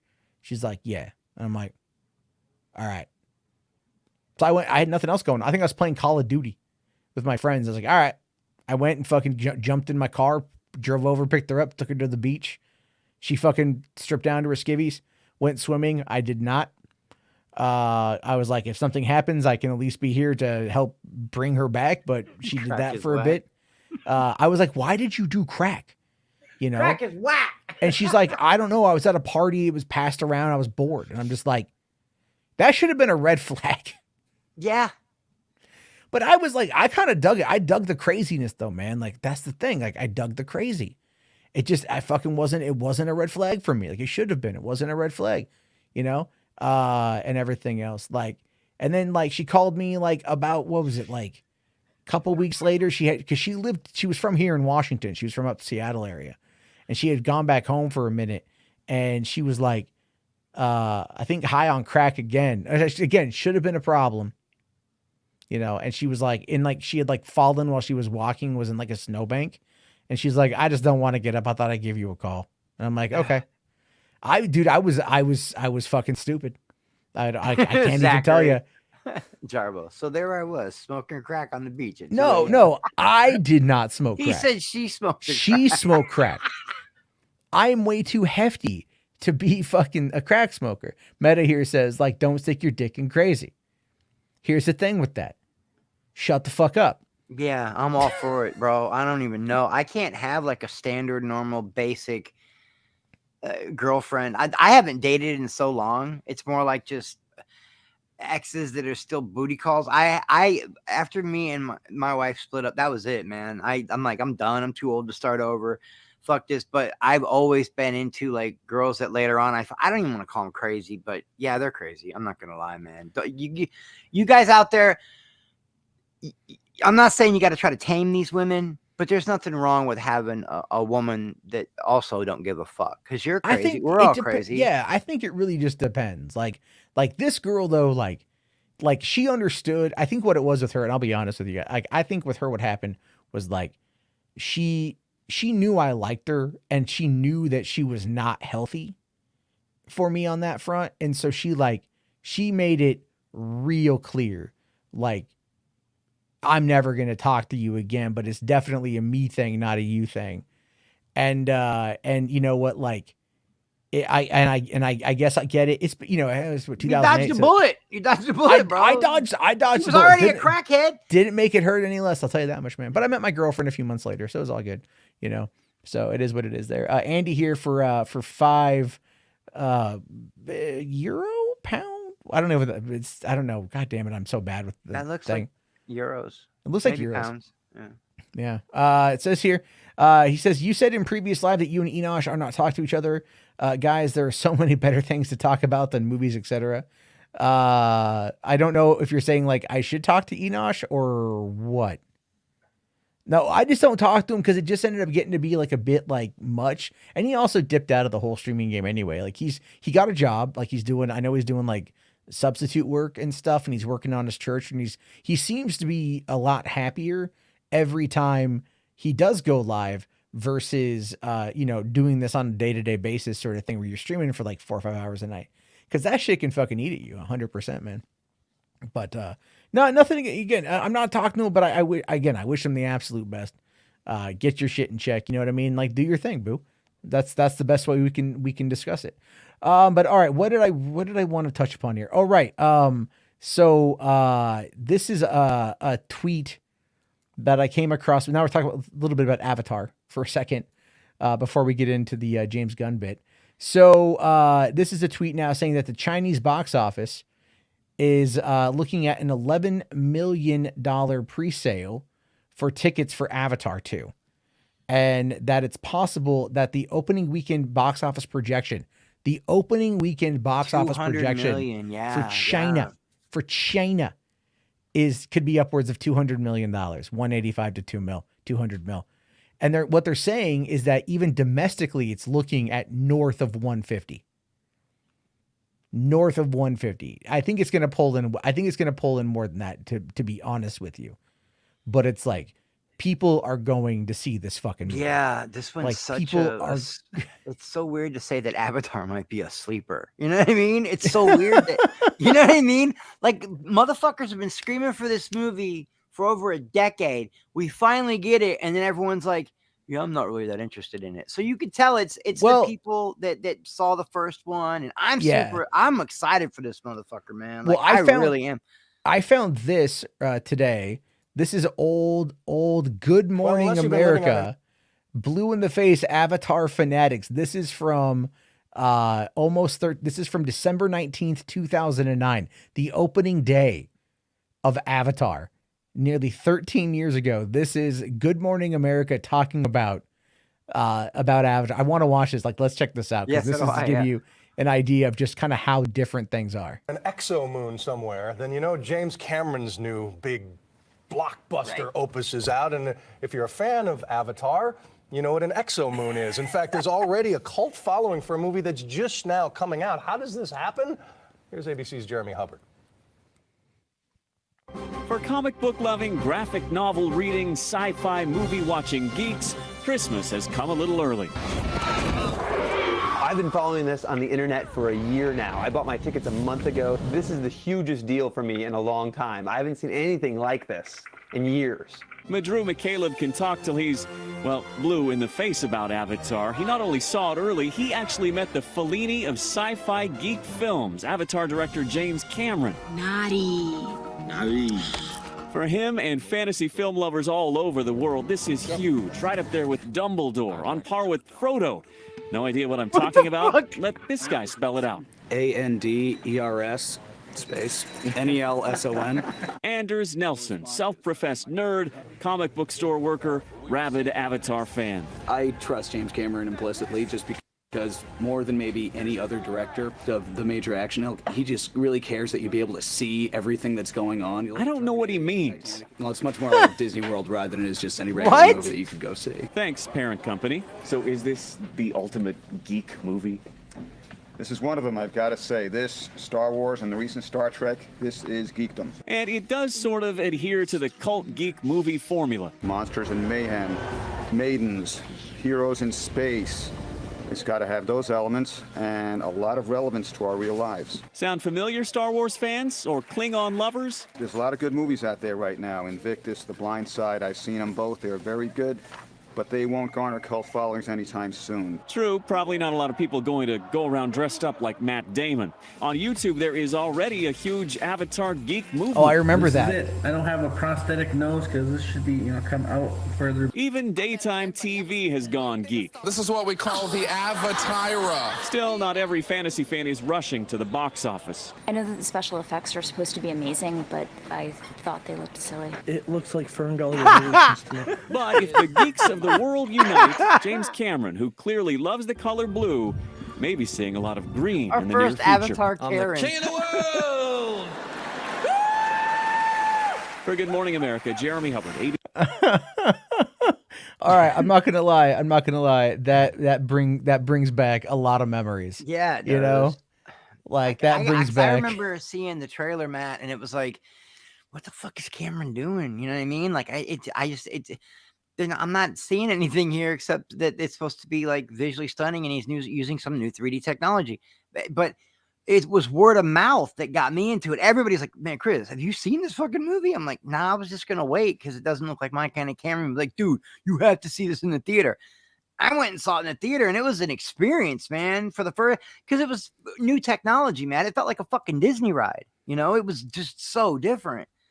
Even though the story's a little bit weak, but I mean, it's an incredible movie. I'm super excited for the second one, but I'm not going to paint my face blue.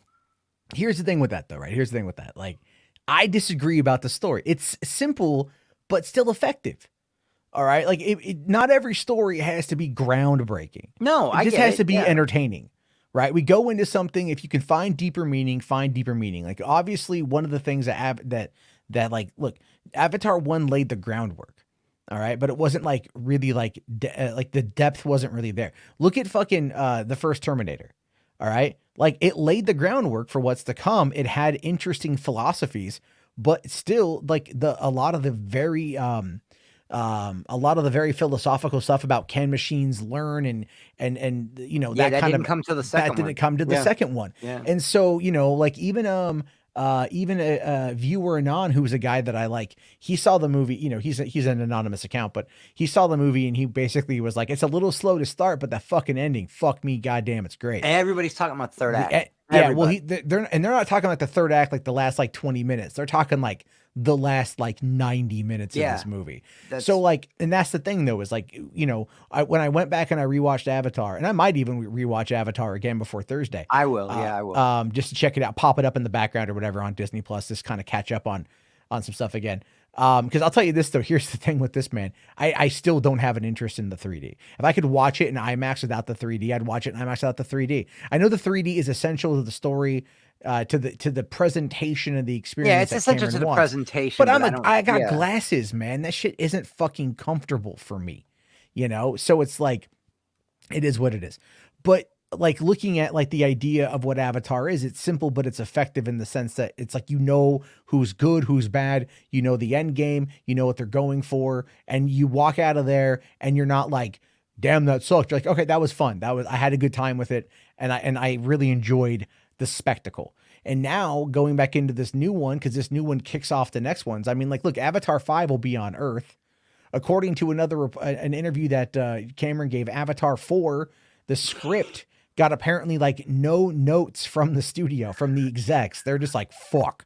I'm gonna have right? to call bullshit on Cameron though. I don't know. Like I'm sure because they filmed these 2 back to back. We're gonna get 2 and we're gonna get 3 next Christmas. But then we're gonna wait another 2 decades, till before we get part 4. You know that, right? He's gonna there's this new technology out. I'm gonna try it. No, they're locked and loaded, dude. I Fucking hope 4, so, man. 4 is filming right now. 4 is filming right now, and then they're gonna do 5. Now it's entirely possible that Avatar will branch out, and I'm surprised spin-offs haven't happened, to be honest with you.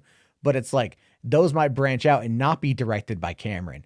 But it could be good. You can get something like Alita, where he has a good working relationship with Robert Rodriguez, and they blend well together. Yeah, or but something Alita was like Dark lightning Fate. Like Dark Fate, where Dark Fate was good, but everybody got mad at it. I liked it, but Tim Miller and him, they butted heads. That's what I mean. Like Tim Miller and James Cameron butted heads, and that was a problem that happened with the final product of that movie. But Alita, on the other hand, is really well liked. Weird to think that's 4 years old. that was lightning in a jar, though, man. Like Alita was so different. Yeah, it shouldn't have come out when it came out, though. I think like it was people tried pitting it against Captain Marvel, and it was part of the culture war. It's just like, yeah, but I do think a lot of culture. people have found it after the fact. Like, I love it. It's on Hulu now. It's streaming on Hulu now. So good. It's so good. So, my uncle, I told you about him, man. He's a hardcore cowboy type, and he don't really get misty-eyed over a lot of shit. But that scene where she tries to give that guy her heart, he turns into a mushy mess every time he sees that scene. Yeah, I got to watch it again, man. It's such a solid movie. But yes, RJ, I don't want to see it in 3D. Why would I not want to? Because I wear glasses. And not everything. I mean, look, Cameron is the master of 3D. So yeah, seeing it in the way that he wanted is obviously the best way to watch it. But I can sit there and watch, like, I don't need to watch it in 3D. Like, that's the whole point. He just told you, RJ. Don't come in here picking fucking fights, RJ. Okay? I know what you're doing. He's picking a fight. That's what he's doing. Oh, he's just if he keeps going, I'll just fly out to his house and pour fucking salt in his mouth. Yeah, he's not. You like that? You got fucking tonsillitis, bitch. I hope he's feeling better. No, I hope he's feeling better too. Yeah. But we got Ryan Hartwell here with a $20 Super Bowl. But also, fuck you, RJ. I love you, but also fuck you. What are you gonna do? You know what? Punishment enough for like this last week. He said so many things that he wants to talk about, but he can't. Anyway, Ryan here with $20, man. Thank you so much, Ryan. Saying here, I'd argue that the nature of storytelling in general revolves around reevaluation rather than escapism. They show how characters deal with their problems and how they reflect our own anxieties through allegory and symbolism. I believe you're correct, but I do think that the idea of escapism running on top of that has a lot to do with the notion that we have to, it's kind of like, here's kind of the best way to describe it, I think, right? How many of you guys have ever had to give a dog a pill?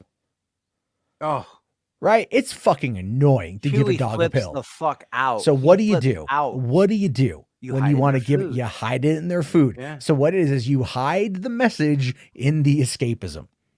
You have to treat that shit like a chocolate coated suppository. All right. You just got to fucking get it in there and let it do its business, but you still have to get it in there. And that's how you do it. So I agree with you, Ryan, 100%, that there's a lot that goes into these stories. I have to, like the little PSA about Avatar, talking about how science fiction has to relate to our current society.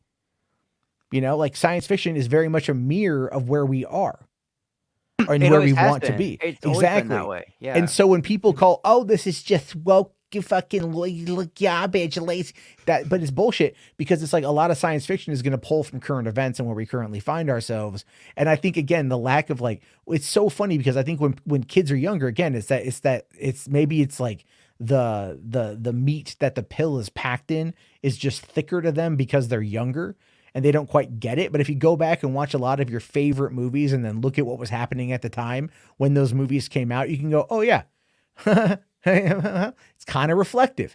You can see some elements happening in there. You can see some of that stuff. TV is also the same way. Very much so. And TV is very faster to get to that point just simply because of all that shit. MASH was supposed to be a Korean unit, but that was absolutely an allegory for Vietnam. Absolutely. You know what I mean? Oh, yeah. It was literally all about Nam.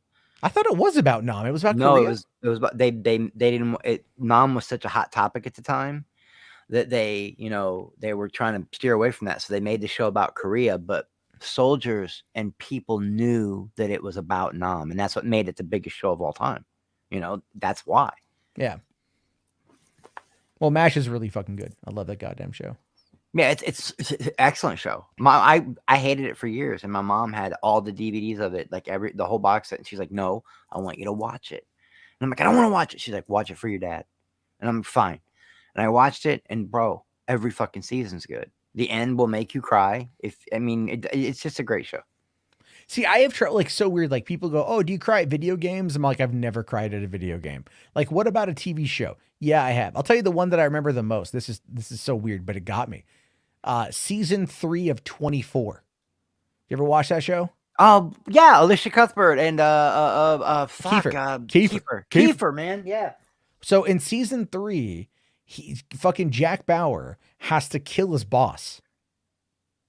Right? Like, that's part of it. It's like the whoever the terrorist is, like, going to release, I think it's a biological bomb or some shit like that. Right? But like, they go, "We're not going to do it, but you have to kill your boss." And like, literally, they fucking make Jack Bauer like take his boss out to a train yard somewhere. Yeah, I remember that season. And fucking kill him. Yeah, yeah. And I'm sitting there watching, and like the boss like understands why it's got to happen and whatnot, but he's scared shitless, and the acting was really good. And Kiefer really brought it with this like, "I'm so sorry" sort of thing. Like, we have to do this for the greater good sort of thing. And I fucking just started crying. I'm like, "What the fuck, dude?" He's like, "They're so fucked up." But like, Sons did that to me. Sons of Anarchy. I don't want to spoil it for nobody, but wait, are you talking season 5 in the prison? I'm talking, bro. Season. Don't even get me started. Opie was the one that broke me. Yeah, season 5 in the prison. Mom, yeah. And later on, and oh, dude, that's that's Hamlet. It's fucking Hamlet. The whole thing bro. is Hamlet. Yeah, the whole thing is Hamlet. I'll tell you this though, dude. Fucking Unser. Every goddamn episode he was in. Every goddamn episode Unser was in. When he died, not one fucking mention. I know. Not where's Unser. So weird. Not where's Unser. Oh, Gemma's gone, but not where's fucking Unser. We're spoiling. All right? Anybody who wants to watch dude, it's fucking season goddamn 7 or 8 or whatever the fuck it is. It's the second to last episode of the goddamn show. It's so horrible. You know, I got a DM about you just now. Would you like to hear it? Should I read it live? It's from the lovely Miss Saggy Melons. Would you like to hear it? Is she bitching about wanting to get Ask Jarbo why he's being racist towards me. He doesn't post a link in the DM group. He sends it to you. Only tell him he's being racist, only inviting the white people.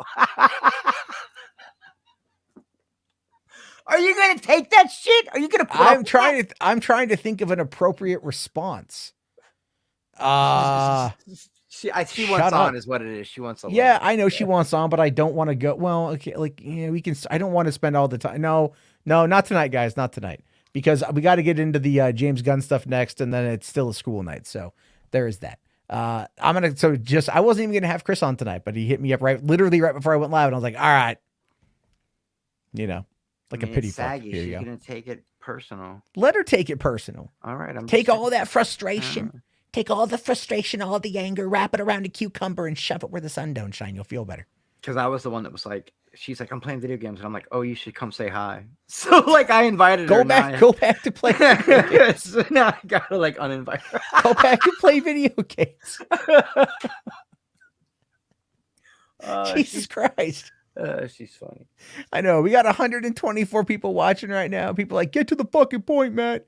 But still, we're talking about Avatar. We are on the talking about Avatar. We've talked about true crime. We've talking about all sorts of crazy shit, philosophy, storytelling.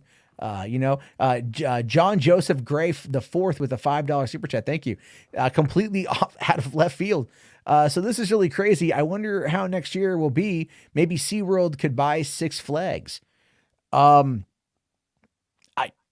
mean, does SeaWorld have the money to buy Six Flags? Because like there's only the 2 parks, and I don't know if after Blackwater or Blackleaf. I thought it was part of Great America. Like Great America owned it. Oh, I don't know. I haven't been since the 80s. Yeah, I mean Six Flags is great too. It's not Disneyland. Everyone nowadays is like, "Oh, it's got to be Disney," but Six Flags is still fun. I had fun going to Six Flags with my friends. Yeah, I saw Tony Hawk there when I was young. Nice. Do you know they used to film Mighty Morphin Power Rangers right across the freeway from Six Flags up in LA? No, I didn't. Yeah, that's where, because one of the guys I knew was one of the writers on the first season of the show. So he told me all about that and stuff like that. It was weird. Yeah, no, man, like Six Flags, I've only been to Six Flags Magic Mountain, and I had fun with that. We went a bunch in San Diego. You know, I'd never been on a roller coaster before that. My friends dragged me up there and they're like, you got to go on a roller coaster, they scared man. the shit out of me 'cause And I'm like, all right. yeah. And I'm like, which one? And they're like, oh, this one, I think it's like Revolution. It just has one loop to loop. It's a nice little starter coaster. And I'm like, okay, you know, and then, you know, I forget the one, it starts with, I think it was like Vortex or something, was the one with like 3 corkscrews. That one we went on the most. That was the blast. And then like there was X, right? And I just remember getting there and looking up and seeing X and like seeing people just dangle their feet and everything. And I'm all like, no, I'm good. I'm good. Yeah, we have one in St. Louis, man. And I'm deathly afraid of heights. Deathly. And the one in St. Louis has the Screaming Eagle, which is like one of the oldest wooden roller coasters. Oh, ever. yeah. We had Goliath. Bro, dude, them wooden, you can hear them creaking and shit. Dude, I let my friends talk me into it. I mean, I'm cool. You get a Xanax in me, and I'm like, fuck it. You know, I'll get on one of these things. But the Batman almost broke my back. Because you hang down, your feet hang down. And when you hit that triple corkscrew on the Batman, it throws your body in a way that's just... But I had fun. The Ninja's fun. The Jet Screamer's fun. The Screaming Eagle's fun. Superman's really fun.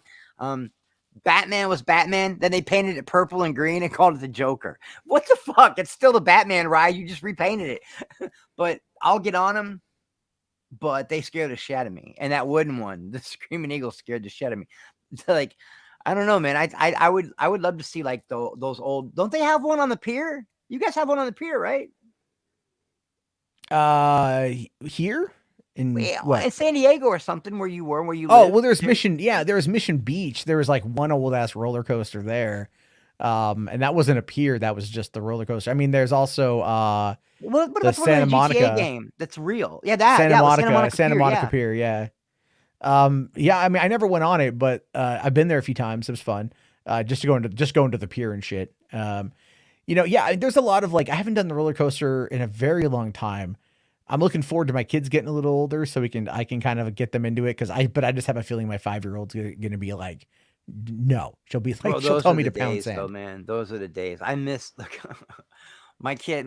I got 2 biological daughters. I got 2 stepkids. They're all full grown except for Danny. But Danny just got her license. And I'm telling you, man, when she was little, I used to drag her to all that shit.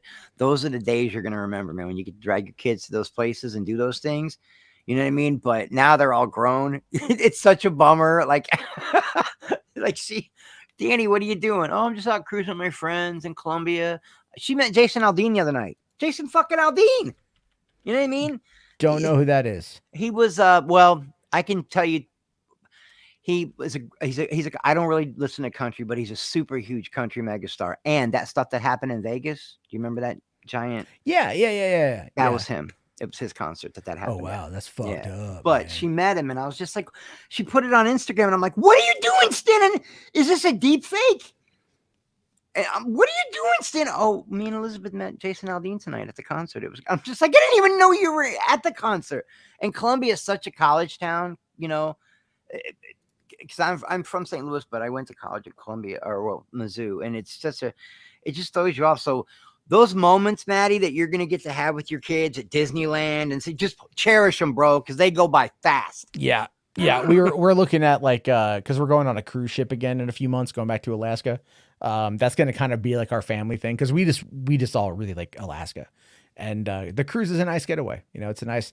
Well, we were looking at like Disney cruises, which is like I'd have to rob a bank to be able to afford that. That's just fucking insane. What are they doing, man? There's, I mean, like, but you know, the parks though, we're talking about like Disney World versus Disneyland, and I'm like, I told my girlfriend, I'm like, look, you know, neither one, like you haven't been to Disney World since you were a teenager. I've never been. You know, flying the kids across country is just going to be annoying, but we're like 2.5 hours away from LA.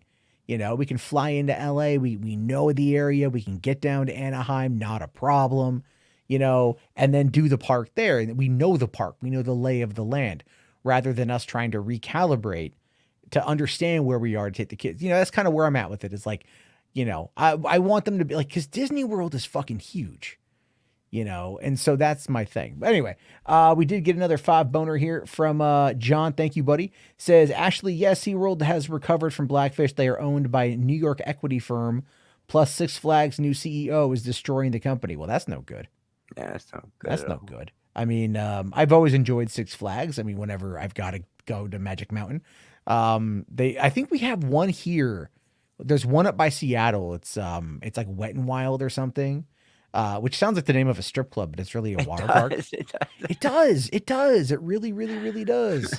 And it just makes sense for like Seattle because it rains a lot there. I mean, I got a scoop. I finally got a real scoop. If anybody wants to, from a very reliable source, I heard that the Disney prices on the cruises and the Disney prices at Disney World and things like that, James Gunn was campaigning to get those prices brought down, and they told him no, and that's why he left Disney and went to DC. Mike Sutton told me that, and I believe in Mikey. Okay. See, that's how rumors start, people. But did you hear the conviction in my voice? You were believing it for the first 5 or 6 seconds. I was wondering who told you that. I'm like, that's not. Still Abdul told me that. There you go. That makes sense. Skywalker the Jedi told me that. It's a good segue into the James Gunn topic. Don't you know the cool kids? The cool table, man. The cool table, man. They get all the information, Like they hold know on. what we don't know still. Yeah, I'm being bullied into letting people on. Fine. I'm being you. Jimbo and Saggy, they're in the DM group. They're just bullying me right now. Like, you're just abandoning guys. I mean, like Saggy, I'm not your dad. Stop. They are our friends, and I love Saggy, so She makes every conversation better, man. No, not really. All right. Anyway, so let's get into this here. James Gunn. Ooh, talking about the James Gunn. Wait, are you gonna let him in or not? I'm gonna let him in, but I'm not waiting around. Well, you left me on a cliffhanger, fucker. I didn't know. Saggy says that she's going to the max. Okay, fine. I'm gonna go live and expose you. Cool. If you cry on stream, you might get $100 from Sean. I'll give you $100 right now. I was about to go. I don't know. I was about to do the feet thing again, but that's getting old. It's too late. I'm gonna get a bottle of water. Start the topic. I'll be right back. That's fine. Saggy she can go play her video games. James Gunn says Superman is a huge priority and debunks rumors of where he stands with Henry Cavill. I just want to start off with this is a fucking Deadline article from tonight, by the way. All right. This is a Deadline article from tonight. This happened yesterday, but like it's such a slow ass news day that Deadline had to actually post about this because this as a society is where the fuck we are. I mean this, like we are at the point now where if someone on Twitter responds to somebody being a dick, it can make actual news over on Deadline. I mean, I talk some shit about Superman on Superman Day and end up over on TMZ. That seems to make a little bit more sense because they're a trashy gossip rag. This is Deadline. So go figure on that one. Pretty funny to say the very least. But here's the thing. I'm not going to go into the article because I got the images right here. This kind of cracked me up. So this is how it all began and ended. So Den of Nerds, Josh, who is just a gigantoid nutter butter, says James Gunn does not like Henry Cavill. And then this guy, Justin Fields here says, hey, James, you care to comment? James being the goat that he is. Care to debunk this, Mr. Gunn? Yeah, it just says, sure, it's false. And, and then, of course, Josh, to not back down because he's gotta, says, even more people have reached out to me since you said this to tell me you really don't like him. Just saying what I heard. And, of course, the fucking blessed, I fucking hate that shit, by the way. Right? And then James here just says, so weird. You seem so plugged in. Anyway, I just had 40 people reach out to me to say you got kicked out of your mom's basement. So sorry, man. Like we are talking about a guy who doesn't give a fuck, bro. He will come at you. I love him. What we're talking about here is the fucking head of DC, the co-head of DC Studios pulling your mom's basement on an internet chud. And it's funny because it fits because if you don't know about Josh, like Josh sucks. He just sucks. He does. And you know what makes him suck even more than being just sucky? He's like double sucky is because he's one of those people that when he first came out, he had a good thing going and a good channel. And then he let the bullshit go to his head and he turned into just another fucking asshole on the internet, spreading rumors and bullshit. And because remember when Josh first came out, he was likable. Matt. He was a likable guy, and now look at him. Yeah, yeah. You know? No, he really was. I mean, like he was absolutely. I'll grant you that. Like I first saw him when he was trying to do like the whole the gray order thing. He's like, I just want positivity in Star Wars, and I'm like, I can get behind that, dude. Fuck Star Wars. I hate Star Wars now. I'm never going. But then, but see, here's the thing though, is then we talked privately and stuff, not long after that. And, I said, hey man, listen, I'm a little bit controversial, you know? And he goes, so am I. And I'm like, okay. And he goes, I voted for Donald Trump. And I'm like, I don't know if that's the same thing as being caught flagging channels. Okay, sure. You know, but what he told me was he was into a book called The 48 Laws of Power. Oh, I remember I brought this that. up before. So I found this blog post here. Have you ever read what that book's about, man? Well, that's what I want to show people with this with this article. I know here. that book. Yeah, for sure. It says why reading 48 Laws of Power is a huge waste of time. Okay. So he says here, I desperately searched for a silver lining in the 48 Laws of Power. Unfortunately, though, I hated every second of reading this treasure map to hell. I can't tell you how many times I buried my face in my palm or rolled my eyes so hard I could glimpse inside my skull. If somebody told me they wanted to live their life according to this book, I'd never want to be friends, do business, or even be in touch with that person, because I don't see any reality in which this repelling pamphlet actually makes you a better human being.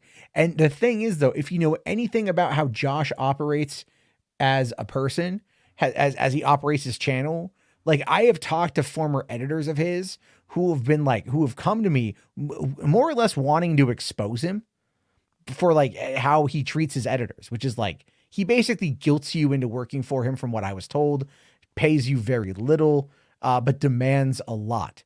And then as soon as you're no longer useful, he kicks your ass to the curb, which is exactly what I think this whole thing supplies. So it says here that what is the 48 Laws of Power about? The title delivers on its promise. In the book, you'll read about the 48 power dynamics you can use and abuse to get ahead in life.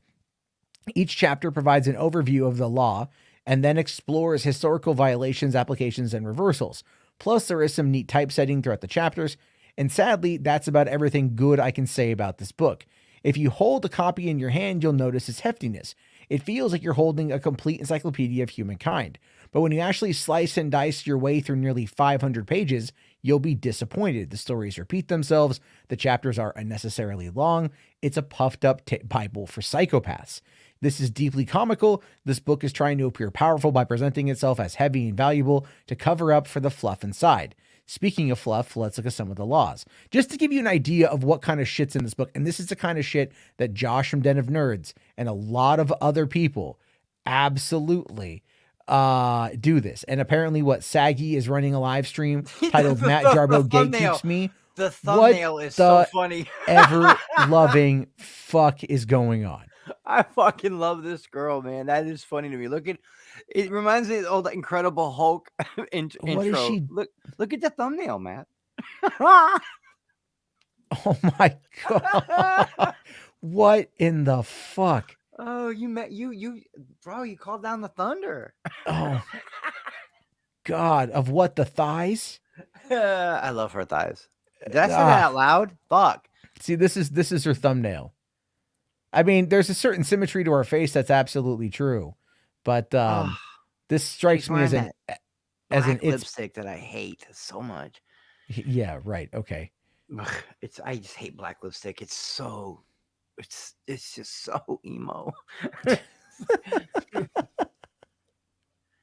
It's just saying, yeah. Nicole here says that she's calling me out. Yeah. Well, I mean, good for her. I'm glad. She's going hard. That's fine. She can go hard. She dude. Anyway, but let's get back. Now I'm thrown off balance and shit. All right. So it says here, the first law reads, never outshine the master. All right. A few pages later, the book loses me. When I read the following passage, the reversal of the first law, my frown imprinted permanent wrinkles on my forehead. Says this: you must be selectively cruel. If your superior is a falling star, there is nothing to learn from outshining him. Do not be merciful. Your master had no such scruples in his own cold-blooded climb to the top. If he is weak, discreetly hasten his downfall. So it's like literally the reverse Art of War. it's always like, here's the thing, like never put too much trust in your friends, learn how to use your enemies, conceal your intentions, always say less than necessary. All manipulation tactics. It's These all, are all yeah. manipulation tactics. Yeah. Here we go. Law 7, get others to do the work for you, but always take the credit.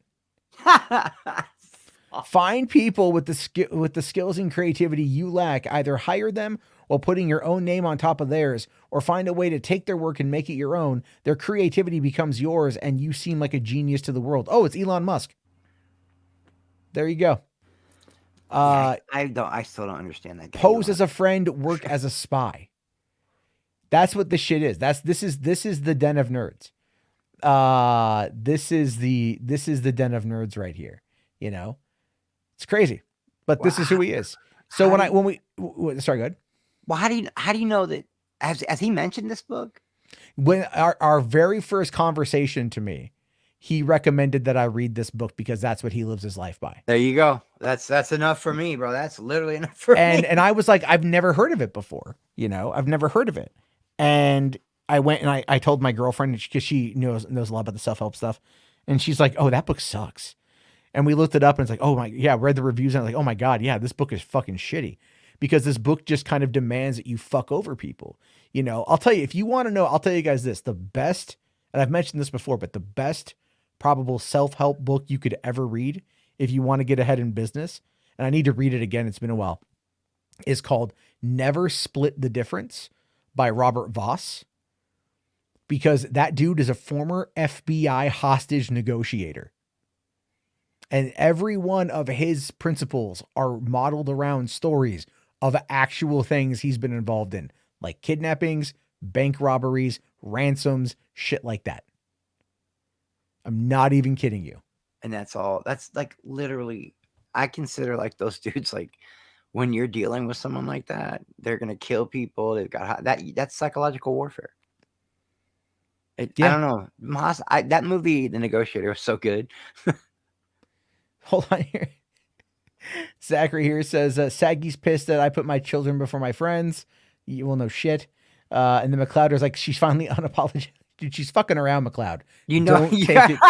Don't take it serious. Don't take it seriously. She is fucking around. That's all she's doing. If she was really that pissed off, she would find a way to get on she would call my cell phone and she'd bitch. Yeah, she's got a link. I sent her the link. Yeah, she's got the my link. phone number. She would call me and she would bitch and she would moan, because that's no, it's absolutely fucking fine. It is not even an issue whatsoever. She can have her fun. And then when she's ready to come back to the adult table, we'll be here. No, what? Don't put you she's at the kid table? No, don't put me in this. She's totally at the kid table, dude. I mean, like, she knows it. She gets it. She understands. I'm gonna pay for this later. She understands. It's fine. It's you fine. think she wants to see Avatar too? I think he said nervously. It's possible she wants to see Avatar too, but you're gonna have to stop and explain it to her. I think. Oh my God, what are you doing? You're gonna have to sit there and go, so that's Jake Sully and that's Natiri, and they're in Na'vi bodies. He's in a Na'vi body. She is a Na'vi. I know it seems kind of weird, but he's playing dress up as a Na'vi. She's so into anime and this complex stories. I don't think she'd have any trouble understanding Avatar. I think if we added in like Lolly or Shota, she'd have a better time understanding it. I wish I understood. Well, who's Lolly? I don't even know who these people are. I don't do anime. I hope she's live still. I hope she's fucking stream sniping that shit. Is she stream sniping? No, she's not. She would though. She's the type. She would. I think she was. Is she still stream sniping? Let me see here. Oh, she's live. She's not, but she's not stream sniping anymore. Although certain ones are the audio. tubing. I think some anime is very complex. You know what I mean? Like, yeah. It took me a while to like really understand like Ghost in the Shell. Like, what? Oh, okay, I get it. Like, no, I get Ghost in the Shell. I get Akira. I get the philosophical angles of what they're trying to do. But the end of those movies are just stupid for me. The animation is spectacular, right? Like Akira's a fucking That's like godsend the for first one, animation. right? That's like the Bible or whatever. Like it's Yeah, the one, I watched both of them recently, at the behest of being bullied by the audience here. The HWAD squad likes to bully me quite a bit about anime. And I watched them and I was like, yeah, the ending wasn't really my thing, but like, we've watched a couple stuff here anime wise that was pretty decent. Like well, Right Danny Heart made me watch a couple episodes of My Hero Academia, and it just looked like softcore porn to me. I'm not kidding. There was literally a scene where like they were shooting a machine gun, and he had to mount the machine gun on this girl's breast, and every time he shoot, they would jiggle, and that's what they focused. It was so fucking weird. Like, I mean, I can't tell if you're complaining about that or not. No, I just thought like, wow, this is it, huh? This is what kids are. Okay, You're all like titty jiggle triggers me. Like whatever. I can't take it no more. Titty jiggle. Yeah, I mean, even Jess here says I'm waiting for the next red pill night. Yeah, he sends me a list of like trailers and then there's like a list of super chats to like get to the trailers. It's fucking funny. Let's see here. Hold on. RJ says My Hero Academia didn't have a scene like that. You're thinking of a totally different. No, it did. Anime. It totally had that scene. They were like shooting machine guns and this. Taylor here says that's High School of the Dead. Okay. You're right. You're like, I don't know which underage high school girl has the bigger jiggling titties. He's right. My Hero Academia. I hear academia and I think of school. And High School of the Dead. So yeah. Okay. All right, I get that. That makes sense. Right. Yeah, that makes sense. Let's see here. Hold on. Fandom NSL says, as a football fan, I just can't get over this Justin Fields quote. I don't know. What is that? Was that a football guy in the comment there? Justin Fields is the quarterback for the Chicago Bears, which is why when I first saw that, I thought that was Brodan. Well, he says here Justin Fields is the Messiah, so it's obviously not Justin Fields. No, it's a guy that's Justin Fields. Yeah, so I don't. Okay, so that's all lost on me. That's all lost in me. High School of the Dead. I get them mixed up. The academia word, like word association. So yeah, and I don't watch a lot of anime. I could have, for all I know, I could have thought that shit was something else. Like fucking One Punch Man or Chainsaw. There's all this new shit out there. People trying to get me to watch. No, Chainsaw. I won't watch. I will say though, like I've been shown trailers for Chainsaw Man, and it looks interesting. It's on Hulu. And I'm going to be canceling my Hulu pretty soon because like they're all raising their prices. I'm like, I don't use it as much. I watch Bob's Burgers and I can just get that elsewhere. There is some that I have watched that I did like though, Matt. Bleach is really good. I enjoyed Berserker. And there was one more, I always forget the name of it, but it was basically about the hierarchy of take two. It was about the hierarchy of hell. The politics behind being in hell. And I can't remember the name of it, but that's one of the most like intense animes I've ever watched because it was really good. Like there was literally like politics and hierarchy in hell. It was so different. You know what I mean? And then I hear there's like romantic comedy ones. And those are the ones my friend Jaybird loves so much, the romantic ones. So I'm not saying anarchy. Anime must be great, but there's like an anarchy behind it that I don't you know what I mean? Like there's obviously a place for it in fandom because it is huge. That and manga are huge. So it must be good. It's just not my thing. I don't know much about it is all. Yeah. I mean, like I like to make fun. I like to poke fun at anime, which I know triggers some people who hang out here pretty often, but like, I don't disparage them for watching it or whatever. And they do genuinely try to get me invested into it. They do. I've to tried their credit. Hunter x Hunter. To their credit. Yeah. I've tried Hunter x Hunter. Ninja Scroll's pretty cool. I've tried Hunter x Hunter. I've tried Demon Hunter. Like I've tried them all, man, but only a few of them ever really. I'll be honest. I'll say this. Full Metal Alchemist, both the show and the movie made me cry. I watched all 51 episodes of the show and the movie, and I cried at both. Yeah. And I fucking loved it. You know what I mean? And I know there's Brotherhood. Yeah. And everything else. And I got to watch that. But like I did watch most of Death Note, like the anime. It just got to be too fucking heavy for me. You know what I mean? Like, yeah, I've only ever cried at the end of one Asian thing ever. Like for real. Because I don't watch a whole lot of, but dude, the end of Train to Busan fucked me up, dude. That was so hard to watch. I was a mess. I haven't seen it yet. Zombie movie. I haven't seen it yet. Yeah. It'll kill you. The end's gonna kill you, bro. Yeah, You're I a want to father. see it though. I want. Yeah, yeah. Oh well, now you just fucking Yeah, the end's gonna fuck you up, bro. It's like the ending of The Mist. Oh my god. The Anyway, best James ending, Gunn. the best ending ever, right? Love that ending. All right, so this is a video that Josh put out saying James Gunn attacked me on Twitter. And I don't know why he's been doing this what appears to be I didn't see this video yet. I was waiting for I haven't seen it either, but it's I like haven't seen it, but this is a bitch move, if you ask me. But- Josh, but- that's a bitch move, bro. Well, You got there's a attacked great on comment Twitter? here. Oh no, that's not the one. That was his response. There's somebody else. Did I have that image? Did I save that image? I might not have saved I got it. attacked because some guy, I heard it straight from the horse's mouth. I got attacked by some guy who called me out for lying. That's not being attacked, motherfucker. That's getting set straight. Lawyers do that, bitch. I don't like this guy anymore, bro. I really hate this dude, man. Well, I for some reason, like just that look on his face, like the sweaty over, he's got the beauty filter on, it appears. Like for half of his he face. might, like, yeah, the little rosy. You can see the beauty filter on his face. It's like, dude, my fucking camera had that on too. I turned it off because like, I'm all like, I got nice skin, but that just makes me look like it just looks weird. This image here, like, I'm just like, if we saw Josh driving around in a windowless van, I think I'd go, yeah, it tracks. Yeah, I would never, So- and I would never take a selfie with my mouth open, ever. I have, and it's never a good thing. So yeah, anyway, let's give this thing a go. Twitter for talking about how he doesn't like Henry Cavill. And the whole situation blew up. It was in the Hollywood Reporter and various other websites that do articles. Partially this blew up because the response he gave was absolutely savage.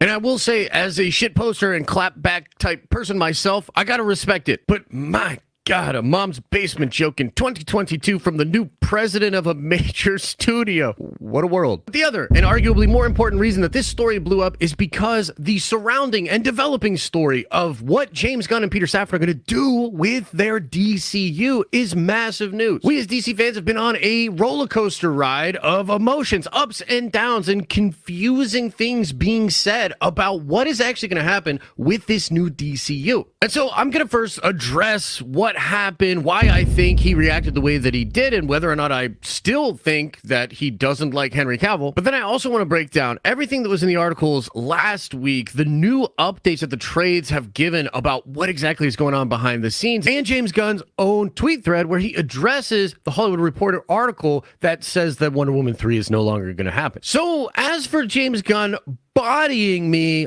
on Twitter yesterday, I guess the real question is, did I fuck up? And my honest answer is kind of. I mean, look, I've thought a lot about the exchange that happened, and I can see how in James Gunn's mind, maybe he felt like I was literally calling him a liar to his face.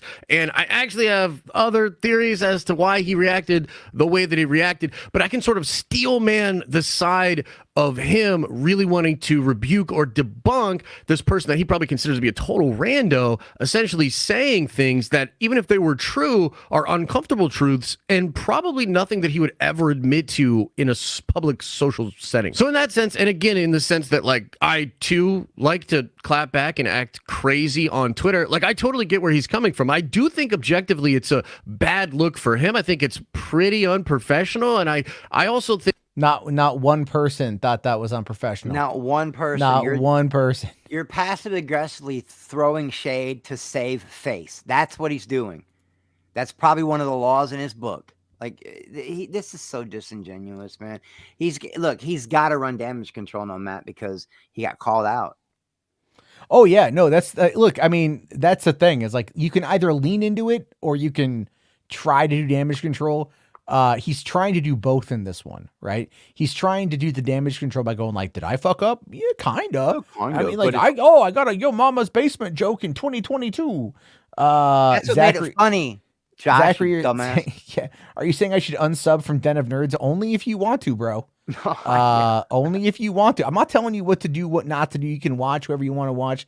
There's just his antics recently have been like, fucking annoying. Like when he started like sucking the fucking dick of the fandom menace to get closer to Star Wars Theory and fuck Theory too.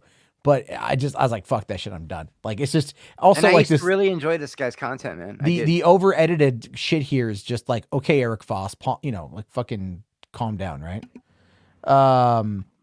Jordan here says I always forgot 10 if nerd exists. Yeah.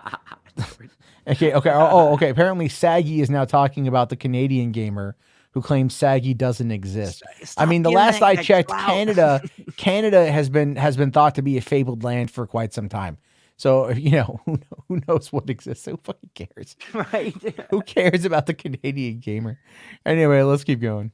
Think that he's developed a sort of narrative now where if he doesn't actually bring Henry Cavill back, a lot of people are going to be even more upset than they would have been otherwise. Because I think if you look at the way that his comments were taken yesterday, a lot of folks are saying, oh, this means he's absolutely going to be bringing Henry Cavill back as Superman. Now, look, I'm going to explain more of this in my live stream tomorrow at 11 a.m. Eastern Standard Time. We'll go over the whole thing, and I'll really kind of take you through the narrative of why I even responded to him in the way that I did and what I actually think is going on with James Gunn, because I absolutely think he overreacted. Can I just say that fucking emojis like that are just passive aggressive? Well, not only that, what he said. Even more people have reached out to me since you said this to tell me you really don't like him. I'm just saying what I heard. What people, dude? Other fucking incels on Twitch? Really, dude? Or Twitter? Who the fuck are these people that they know what James Gunn is thinking and how he emotionally feels about another person? Get the fuck out of here. It's all hearsay bullshit. It's just dumb to me, Matt. It's dumb that he would try to use that as a dunk on James fucking Gunn. It's weird. It's weird. But all right, let's keep going. Lost his cool, and that can mean a number of different things. It could absolutely be the case that he really doesn't like Henry Cavill and he didn't want that information to be out there publicly, and so he's really trying to sort of diminish the narrative that I started about that, and maybe that's why he got so triggered. And I also think it's why would he care what some fucking random bespectacled moron from Pennsylvania says? And why are you saying he got triggered? He clapped back at you because all he said at first was, yeah, I'll debunk it. I like James Cavill. Sure, it's debunked. That was it. It's just he's sure, false. 2 words. Yeah, 2 words. That's You're it. the one that got triggered, Josh. You're the one that had to come back with, well, everybody's telling me that you don't like him, and I'm just hearing what I said, and blah, blah, blah. You're the one that got triggered. You know who does that shit too? Believe it or not, is Andy Signor did that shit when we got into it. He's like, everyone told me you were terrible. Fucking pound sandwich. Who the fuck? Who is everyone? Who is everyone? All the I want receipts. The Snyder Bros are all going to talk shit about James Gunn. You know what I mean? And the stands are going to stand for him. But you going in there saying, oh, well, I really don't know why I got so triggered. Maybe I hit a nerve. I guess maybe I was right the whole time, and I'm gonna shift blame, but act like I'm taking the blame myself. I don't know what the word is for that when you shift the blame but pretend you're taking the blame yourself. Well, remember looking at that thing for the 48 laws of power, it's always take the credit. Right? Yeah. Always take the credit for somebody else's work. So if James Gunn is triggered, then he'll take the credit for triggering James Gunn. So then it makes it look like he's got the power over James Gunn. It's a power move is what and he's getting trying. clicks off of it, and people are he's getting clicks. I mean, we're laughing at him, but that's we're getting. know. I know. It's a sick system, Chris. It is. It's a vicious just cycle. a sick fucking. It's a vicious cycle, sir. God damn it! All right, let's keep going. Totally fair for people to be like, look, he's saying it's not true. He's publicly saying and rebuking pretty savagely that that's not a correct narrative. And he's, trying to make it seem like I don't have any sources or I don't know at all what I'm doing. And we'll get into more of that tomorrow on the stream. But my problem is, I don't know if I can take James Gunn at his word. It's up to you to decide it. James Gunn has a habit of trying to smash down narratives surrounding leaks or scoops about his projects in media. The best example and the one that really caused me to even say what I said to James on Twitter yesterday was last year in March when the Illuminati ran an article talking about how James Gunn was casting Adam Warlock for Guardians of the Galaxy 3. And in that article from the Illuminati, they talk about how Marvel was casting and they were looking for a Zac Efron type. And although I don't know for sure, this is likely coming from a casting grid that they got access to, and it's a similar situation to She-Hulk, in which Marvel Studios did have a casting grid that said they were looking for an Alison Brie type actress. They, of course, then cast Tatiana Maslany. But the problem is that James Gunn retweeted or commented on this article from the Illuminati and said it was absolute bullshit, and that if he wanted to cast Zac Efron, he would just cast Zac Efron. But that's not only not true, it's a misrepresentation of what the Illuminati was saying. And just months later, it was confirmed that, of course, he's cast Adam Warlock. And I would tell you that I think Will Coulter is absolutely a Zac Efron type. James Gunn Wow, this is all speculation. There's That's a no reach. proof. That was reaching right there. Yeah, you just broke your collarbone reaching so hard, dude. And you didn't even show the tweet that he supposedly deleted. At least if it's really out there, put it in your whatever. Well, James Gunn does have a Twitter like auto delete. So every like month or so, tweets get deleted. That is true. And RJ is absolutely right. Will Poulter is nothing like Zac Efron. High School Musical, Shameless. Nope, not even close to being the fucking same.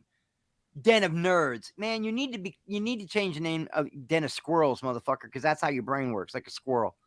Yeah, well, we also know that he took the name Den of Nerds from Den of Geek just so it'd be like, the American counterpart to that shit. Because that's what he does. He's just a person who tries to weasel his way on in and then just use whatever tactic he can think of. Can't believe I used to like this guy and stand up for this guy. Can't believe. Well, I mean, like, look, man, like everyone's got bad days. Let's be fair, but this is very much pulling from this is a power grab move. This is what this is, or a power maintenance move is what it is, right? But let's keep going. Also said on Twitter that the only people in the world that really knew what was happening with the new DCU was him and Peter Safran. But according to the Hollywood Reporter article from last week, Jason Momoa is done being Aquaman and will be cast as Lobo. And of course, the timing of Jason Momoa. That's not at all what they said. And it's not even confirmed yet. It's all speculation. But it does tie into this specific little video here that he put out there. Obviously, I get what they're going for. But again, what that article talked about was kind of like the past, present, and future of DC, where things currently stand. And James is like, well, some of it's true, some of it isn't, and some of it we haven't decided yet if it is or isn't yet. He left it vague on purpose, Matty. Exactly. And just going out there and saying, hey, the only people that know what's going to really happen with DCU once we get it off the ground, we're laying the foundation right now, is me and Peter. That's it. If there's a couple leaks that get out once in a while, that doesn't mean the man lied. I'm sure he's trying to keep a lid on everything, but man, you cannot police everything all the time. Well, no, and that's true. But at the same, what I'm referring to here essentially is like, look, if they said in the article that Cavill had filmed a cameo for The Flash, then that is objective. In this case, that could be considered objectively true. All right. Not that we know what Cavill is doing after The Flash, because we don't know. And they probably don't even know entirely yet. So that's, of course, the things that some things are true, some things aren't true, and some things we haven't decided if they're true or not. So it's vague. It's a vague diplomatic line. Yeah. Very much what a politician would say, but it's the attempt to obfuscate from that and really infer some kind of like serious, like. Did you just say obfuscate? Maddie breaking out the big words. I like that word. It's fucking 4 syllables and it makes love my it. No, I'm in. That was just, great. You got it. Sometimes you just got to lay it out there. So you just kind of confuse the normies. I'd vote for you. Fuck yeah, I'd be a good lawyer. I'd be a good lawyer or a politician. I'd probably be like, they would fucking come at me so hard. Anyway, let's keep at it. Momoa seemingly being very excited about being Lobo from the context of the video he released and then the interview he did with comicbook.com. It would appear that James Gunn told Jason Momoa about somewhat of his new DCU plan and then turned around and told us all on Twitter that nobody knew but him and Peter. And so again, it's up to you whether or not you want to take James Gunn at his word. But I also think it's absolutely fair to say he despises insiders, leakers, and probably YouTubers. Anybody that, has this sort of new media angle on the stuff that he's making. I just assume, based on the way he goes after scoopers and such, that he really doesn't like that sort of sub-industry or whatever you want to call it. It's not a sub-industry. It's not a new media outlet. It is the same with just a digital realm now. That's all it is. Okay, social media has changed everything. I agree with him on the scooper thing. Some scooper stuff is good because you get the water cooler talk, but for the most part, he sees what we all see. He sees these scoopers grifting and lying and creating rumors. Like he sees it. Yeah. And that could later on fuck with. I mean, I honestly believe that kind of shit can fuck with box office numbers. Well, it's kind of, if you go back to like, if you remember Ain't It Cool News? No, that's one I'm not familiar with. Oh, that's an old website, right? Ain'titcool.com, and it's run by Harry Knowles, who's had his own. Harry Knowles, man. Yeah, but like Harry, the big leaker guy. Yeah, man. He would get all that stuff, and he would fucking like make studios super angry. Studios now are a bit more savvy about that kind of stuff. Like, I do think a lot of the leaks that come out are meant to generate social media buzz and get people talking. I do agree with Grace Randolph on that, but it's like, at the same time, I think it's James's job to shut some of this shit down. Yeah, a little to start to manage expectations. But to kill the whole movie, like there's people out there killing the whole movie, releasing whole scripts, things that these directors work really hard. Like, oh, let's give them a really good surprise, or let's give them a really good jump scare right here, or let's give them a really great cameo that everyone's gonna love, And then they come out and tell you, oh, this guy's gonna be in it, and here's the end credit scene, and here's who died in Multiverse of Madness, and that to me that's bullshit, man. Because you, in this day and age, to avoid those kind of spoilers, you literally got to go off the grid till the movie comes out. Yeah, I mean, pretty much. Like, people are like, okay, I'm going offline for a whole week until I can see this movie, rather than people just not being dicks and spoiling it on purpose. I mean, like, look, there's certain conversations that happen online when a movie comes out that are going to be unavoidable. If you go into like the right place. All right. But if you're careful, and unless, I mean, I don't know. It's all whatever.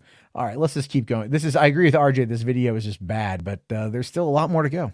The people that engage with talking about leaks, rumors, etc. So that's why I told James Gunn that since he debunked the thing about him not liking Cavill, a bunch more people reached out to me to tell me that I was absolutely correct and that he really doesn't like Cavill. And that's totally true. And perhaps it's not how he feels. But what I'm saying is, I had a bunch of people reach out to me, very reliable people that I know have incredible track records and have deep ties to the industry. And they're literally telling me he not only doesn't like Cavill, that it was directly his decision to stop production on Man of Steel 2, that he has not taken a meeting with Cavill, he has not made a call to Cavill, and he wants nothing to do with Henry Cavill's Superman. And so maybe none of that's true. Maybe he loves Cavill. Maybe him and Cavill go on fishing trips all the time, and he's going to put a bunch of photos out there on the internet and really make me look even more foolish. But I really don't think so. I think it's pretty fair that he doesn't like Cavill. I've also heard that he has major problems with the Snyder Cut movement and how to navigate that whole situation. And many people at Warner Brothers view what happened with the Snyder Cut as very bad for the DC brand. And so there's like many different reasons to not like Cavill and to not take these meetings with him and not want to have him as the Superman of the DCU. But that has nothing to do with, for like the Snyder fans have nothing to do with Henry Cavill at all. On that front, he hasn't egged them on. He hasn't done anything like that. No, he really hasn't. He's been a complete class act. He really has. Brendan, you're not fat. What is this shit? Sorry, my phone. Lavander says, very reliable person. What is he, Doomcock? Exactly. Yeah. It's just like, let's see here. Zachary says, in the end, Josh is most likely going to end up looking foolish. I think he's kind of banking on it, to be honest with you. Like, he's using this whole thing right now to drop a 20-minute video that's, it's going to get a fair amount of hits. It's going to get what's it up to right now? It's up to, what is he at? 21,000 views for 8 hours ago. So James Gunn paid for your lunch, motherfucker. Whatever. Yeah, basically he did. Yeah. So, all right, let's keep going here. It's just weird. Like, I really like Henry Cavill Superman. I want more Henry Cavill Superman, but I also just do what I do, talk about stories out there in the nerdy world. Many people over the years have sort of come to me and given me insider information. And yeah, like, I am literally just some nerdy dude trying to make informative videos and talk about and speculate about what could be happening. But I don't ass pull. I don't make stuff up for clicks. I'm not in. I hate Andor and I'm not watching it until the season's over. Went right back to it, but I don't make stuff up for clicks. Yeah, right. Like you know, Jesus Christ, these guys, man, these guys. That game, I actually try to be as accurate as I possibly can with what I am talking about and what I'm essentially reporting. So again, more on that situation in the live stream. We'll go into the whole thing. I have some theories about like what's going on with James Gunn, but let's now talk about all the updates to the actual story. And the story is James Gunn and Peter Safran are planning out the future of the DCU. They have a 10-year plan, a 4-year contract. They absolutely have to get going. And apparently, according to the Hollywood Reporter, they're pitching their whole plan to David Zaslav this week. It more or less comes down to one big question. Will he reboot for his new DCU? Let's begin catching people up on what has happened. All right. Well, we don't, again, like, I don't need 12 minutes of speculation to pad out a fucking time. Yeah. That we've all streamed about already. Exactly. Lavonder says this is why Star Wars Theory is better, but they work together. They work together. Oh no, Theory's getting out there bad too lately. Yeah, he's at least Theory will make fun of it though a little bit. Like the brick thing was funny. Yeah, if you want to trigger a Star Wars fan, bricks and screws. Yeah, that was funny. That was funny. Ryan here says I want to be as accurate as possible. Also, but also Den of Geeks or Den of Nerds. Yeah, here's my theory exactly. I mean, look, I don't know what's going to happen with him in the DCU. I have no fucking idea what's going to, and I'm not even trying to speculate.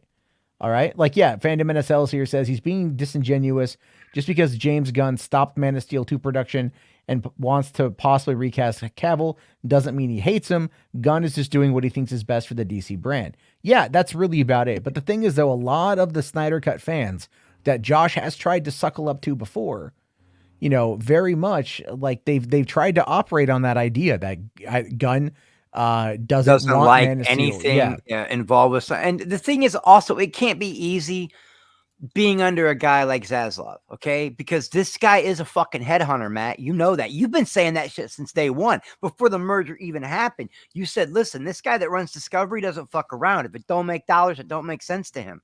You know what I mean? Like, so it can't be easy to be under that too. Like, Zaslav's probably telling him, you better bring me some good shit. Well, I think I do think he's saying that. I do think he's saying, like, you know, you better, like, look, okay, we have to look at this realistically. This isn't like, this is a speculation. I got no basis for anything, but this is generally what I think might be going on.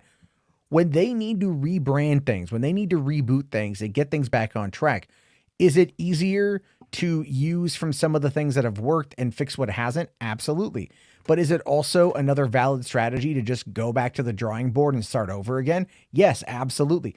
But what they're probably going to do is looking to see what they've got in the repertoire, in their rogues gallery, that can be used as a way to build up from nothing. Smaller characters, smaller budgets, and then try to, like, knock a Deadpool out of the park. Where, you know, Deadpool had a $50 million budget. Joker had a $60 million budget. You know, like, these movies can make money if they're done well. Yeah, I know. I absolutely agree. I just don't see how they're going to get this off the ground. Look, DC's not like Marvel, Matt. It's not. You can't just throw out these Guardians of the Galaxy types or these side characters and not use the Trinity. He's going to have to. Well, I mean, to be fair, Warner's has, for, you know, decades now, relied on simply a handful of characters to sell their brand. Right? A handful of characters to sell their brand. Probably, I would say, the number one character to have the largest mainstream integration and breakout that wasn't part of the Trinity or anything truly associated close to the Trinity would be Peacemaker. Oh, Peacemaker. Yeah. Dude, Green Lantern's in the JLA, right? Like, I mean, he's a member. I was just thinking movies that haven't been made yet. Well, they did make a shitty one with Ryan Reynolds, but what I mean is, I thought you were leaning towards that. But I mean, like, movies. I'm talking about, like, look at the Suicide Squad. All right, you've got, like, Polka Dot Man. Okay, a fucking, like, shitty ass villain, and people started really caring for the character, even though he was lying to you the entire movie. James Gunn actually confirmed that later on. You know, they took, like, characters like, even again, like King Shark is one that people like, but they enjoyed him. Rick Flag was one that got killed, but people got really upset that Rick Flag got killed. But then Peacemaker was able to come and bring on in and do all that shit. He's really good at taking smaller characters and making them something that can become a household name. Oh no, He did he's this with phenomenal Guardians. at it. He's So phenomenal at it. this is what I believe his angle is.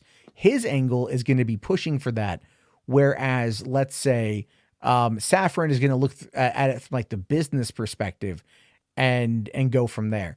But what Josh here is trying to speculate is that he hates Henry Cavill. He even confirmed he likes Ben Affleck's Batman. You know, I think the thing is James has got to do what's right for the story. And he's really good with I used to think Joss Whedon and David Greenwalt were the two best ever at ensemble casts. But James Gunn has proved me wrong. He is absolutely the best at it. Like, he's really good with ensemble casts. So yeah, if anybody can pull it off, it's going to be James Gunn. William even said that. And William doesn't agree with the reboot thing, but William said, if there's anyone that can pull it off, it'll be James Gunn. You know, like, so I'm optimistic, but we'll see. I just don't know how far DC can go without without a Wonder Woman but they got their Matt Reeves Batman going on, you know, so Superman's got to be the next logical thing. But I love the idea of separate characters. You know, this guy made me care about a raccoon and a tree. Okay. So, and a villain, like they're all villains in Peacemaker. The only one I didn't like was what's his name? Well, I mean, they weren't really villains, but they were like, you know, Yeah, but I mean, supposedly, you know, Task Force X's villains, but you know, like the White Dragon or whatever. I love Jason Patrick. He's amazing.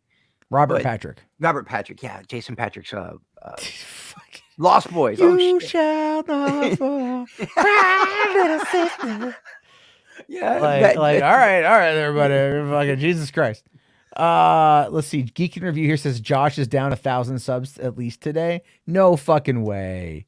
No fucking way he's down 1,000. Is he really down 1,000 subs? It could be. You could check his Social Blade. Yeah. Yeah, find out. That's kind of That's fucking funny, man. That is pretty fucking funny. No, that is pretty funny. I mean, like, as a person who's lost some subs before, it's not really that funny. But you know, it is what it is. But it speaks to what's happening. People are like, "Whoa, time out, bro." You know what I mean? Like, you're full of shit. You look dumb. You picked. Oh wow, he is. He is down. He is down 1,000 subscribers today. No wonder he ran that damage control video. Oh man, that damage control video ain't really gonna do it. You know? No, it's gonna make it worse. It's gonna make it worse. It's just like, well, not only that, but he's got that smug as fuck goddamn thumbnail, right? And his demeanor. Is smug. Yeah. I know. This is the problem when like you've got somebody who is a fucking Republican, man. Like, I know I shouldn't say that, but it's like when it comes to entertainment, the smugness, like this kind of crap, like everything he's been, I don't know, like I don't know. Wow, like I've never looked at it from hold on, let me do a little math in my head real quick. No, for real, Matt, you just might have like fucking blew my mind. All right, you do that. Timothy here for $2. Thank you, buddy. Says, you know how Josh is lying. He's breathing. Okay, all the guys from Geeks and Gamers are smug as fuck. Yeah. Anyone who leans right that's on Max's stream, you know who I'm talking about. Yeah. Smug as fuck. This guy, smug as fuck. Dude, the math fits. The math fits. See, I get told that I'm smug. No, I'm a narcissist. There's a total difference. Yeah, and I'm just an asshole. You know, like I'm not like I'm smug sometimes, but it's not like, but my smug is for ego. My smug is not like I'm better than you. I think there's a difference on that one. I do think that there's a difference on that. Although I was called a douche canoe from a certain person. That was pretty funny. Benson, I want you to know that I do lean right on some things. Okay. Me and Matt still get along, but I'm a devout Christian. Always plays the right. You know what I mean? But yeah, I get what you're saying, Benson. But I'm not. I lean right on something. This guy is Republican though. Like, he is Republican. Oh, like, Benson's full blown Republican. No, Benson. No. I think he's British, so like their version of conservative. Oh, well, they're born smug though. That is very true. They are. I will say though, Benson is not as smug as he comes across. Sometimes we do chit chat all the time, and he's a nice guy. He's a total fucking softie. Brits are some of my favorite people. So they are. He'll come across. He'll get like really agitated and shit, but then like he's really fucking soft. So it's pretty funny. Max calls you $3 douche once. I mean, yeah. Speaking of Max, have you kissed and made up yet? No, No. I like I said, I don't have any issue against the guy. Like, I'm just not going to go on his channel. I would go on his channel if he kept it at no more than 6 people. If he got rid of if he curated his guests. I know that sounds bad and elitist, but from like an entertainment perspective, if you've got people that just come on and do nothing but like play video games in the background and like don't engage, and disrupt the stream, I get it. Also, Yeah. I get sometimes why you got to fly solo, because if there are more than one person on your panel, guys like you and me that like to chat, we will get sidetracked. So I get it. You do need to do that. You need to curate you do. Sometimes, yeah, it depends on the subject matter. It really does depend on the subject matter. So a couple quick supers here to get to. Simon for $2 says that bipolar Jedi looks too young to have adult children. It's just the filter on the image. Don't let it fool you. No, I swear to God, that's not a filter. You've seen me with the camera on. What are you talking about? That's just what I look like, man. Prison preserves your body. That's not an urban legend. Prison That's will weird. preserve your body. That's not a myth. But when you know? were like a human pincushion while locked up, I mean, it's kind of like, it's weird Well, that all I maybe did was run- maybe it's true that semen is the nectar of life. All keeps I you did young. was run full court basketball. I played soccer and I worked out all the time. And I read. That's what I It's like- did, and watched TV. So you're like it was a But yeah, country no, club. my first kid I had at 22, and she's 27 now, and my newest daughter just hit 17. So yeah, I thank you Yeah. for the compliment though. I love it. I love that I look young, man. But 48 guys getting ready to hit 49 creeps in up June. on you, man. But no, you look fine. You look fine. Me and We Alanis got Morissette had the same birthday. wow, Yeah, same year and everything. same year and everything. 1974. Yeah. She's hot. All right, John Joseph Gray here for another 5. Thank you, buddy. He says, if you get the chance, check out Great Adventure in Jackson, New Jersey, the world's largest theme park. Also, it's a Jersey Devil coaster and 14 others. Well, I don't have many reasons to go to New Jersey, but that sounds fun, as well as the Smod Castle, Kevin Smith's movie theater. So we're gaining reasons to get me back to the garden. Another one. Yep. Well, when I say I lived in New York for 2 years, I'm kind of lying. I had to cross the GW every day to get to work. I actually lived in Clifton, New Jersey. But you fucking liar. Yeah, but I lived in Brooklyn for a while too. So I mean, I went. Yeah, back no, I and get forth. it. I get it. Yeah, it's like when you live in the valley in LA and you're like, I live in LA. Like, no, you don't. Yeah, like, yeah. you It's like go, claiming Detroit when you live well, my favorite is when people live in Pasadena, which is just right outside of Burbank, right? It's just right on the other side of the fucking hill, basically. And they'll be like, oh, I live in LA. Oh, what part? Oh, I live in Pasadena. And people are like, you live in the 626? Fuck off.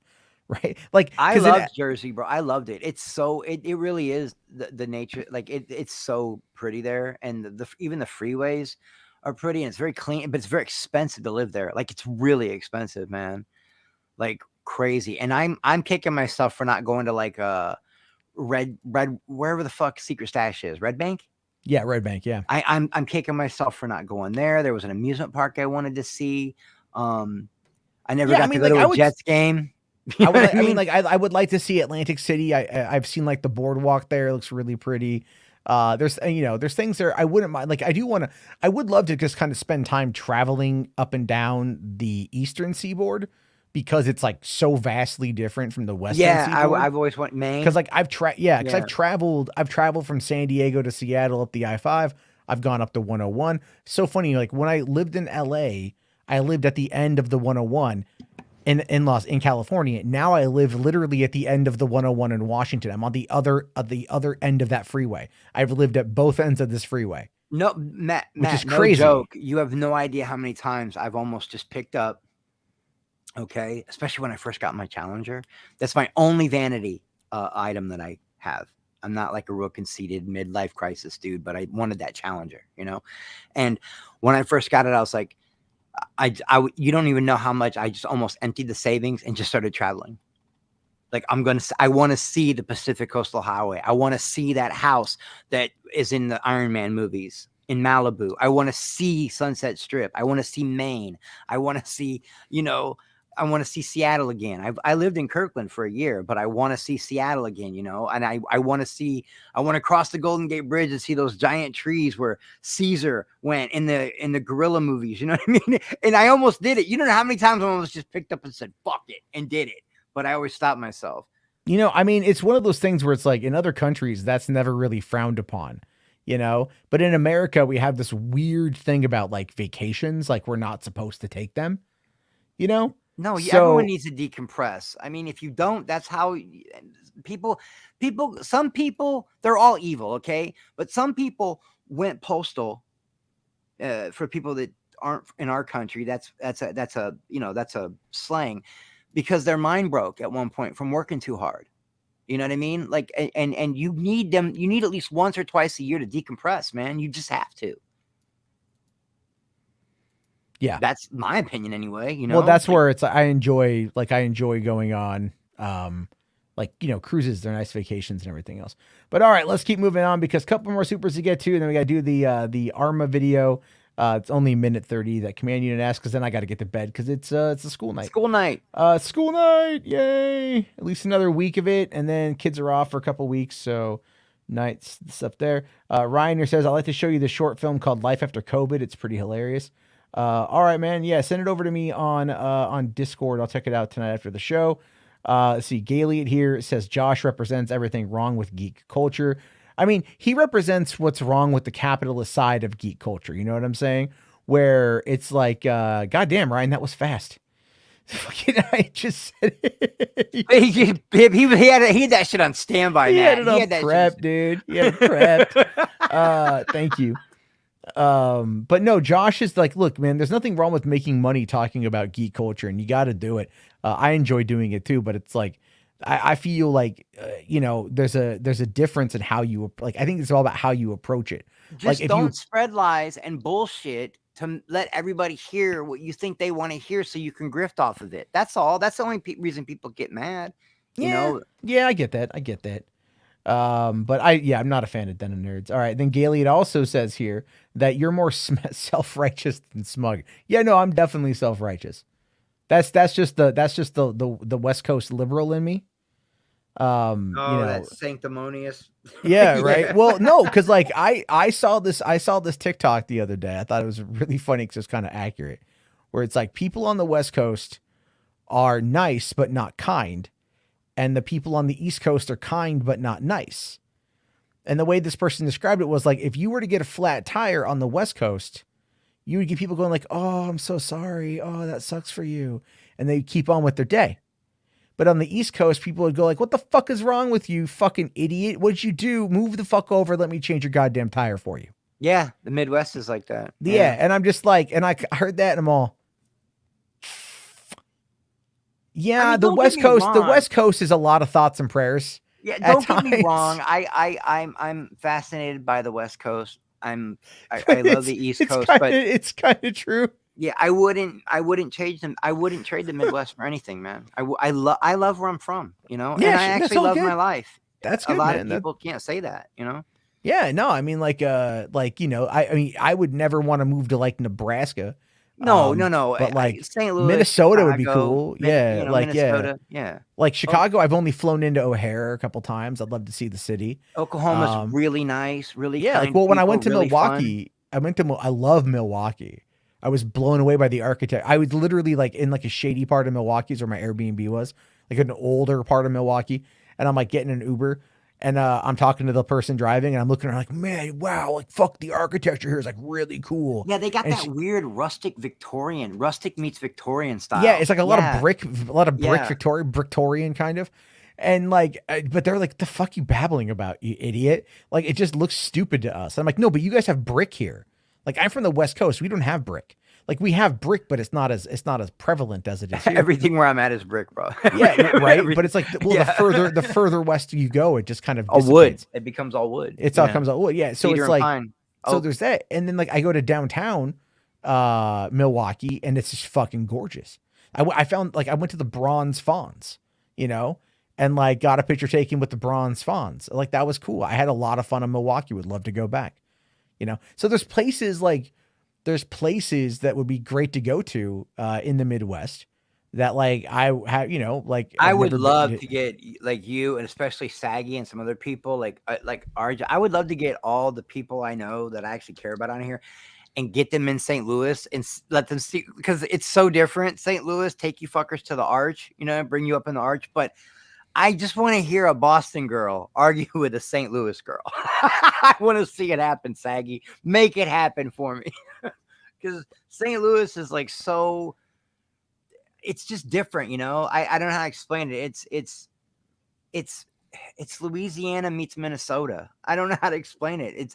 It's really fun, but really dangerous at the same time. But there's so much history here. You know, there's a lot of history on that Mississippi, Matt. There's a lot of history there, man. And I think it'd be fun to show people that.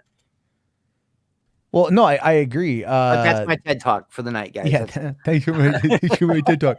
No, I get it. I totally understand that there. Daredevil asking, would I ever come to Wisconsin? Well, I was just talking about going to Milwaukee. So yeah, it's been a while since I've done Milwaukee. I'd love to travel more. I don't have the money for it. Let's see here. Gaylete here also says, you and Max feuding again. Just kiss up and make just kiss up already. Or whatever. Like I said before, man, I cannot do it. I wish him all the best. I can't do it. I have to not be there, you know, because it's frustrating to listen to, because he's so smart. He's such a smart guy. But like, again, he just likes chaos. And he'll push back against that, but I'm not wrong. I'm not wrong. If it's like he likes things to be on fire around him so he can just chuckle at it, you know, but like there's that anyway. And then Rational here says, I agree. Max needs to stop inviting people like Tony and CJH who had nothing to movie talk conversation. See, I'll push back on CJH. Yeah. CJH, like he does add value to the conversation. The problem with CJH is that like he's very slow to start. And he doesn't he doesn't have the timing that's needed to kind of be a public facing figure. And that might sound harsh, but what I mean by that is like you have to always be like it's a go sort of world. If you aren't doing that, if you are having long pauses, like do you know who Hasanabi is? Hassan Piker? Yeah, Ever heard of him? course. I can't stand that motherfucker. Right. The champagne socialist? Yeah, I know who he is. Yeah, right. So like I'll watch his content, like he's got edited content. And I'll watch his edited content because usually like we share similar viewpoints of like, you know, Shapiro and shit. And I'll watch his content, but then like he'll have like people clip out these long segments of his live stream. And like, dude, he will just go silent for like 15, 20 seconds.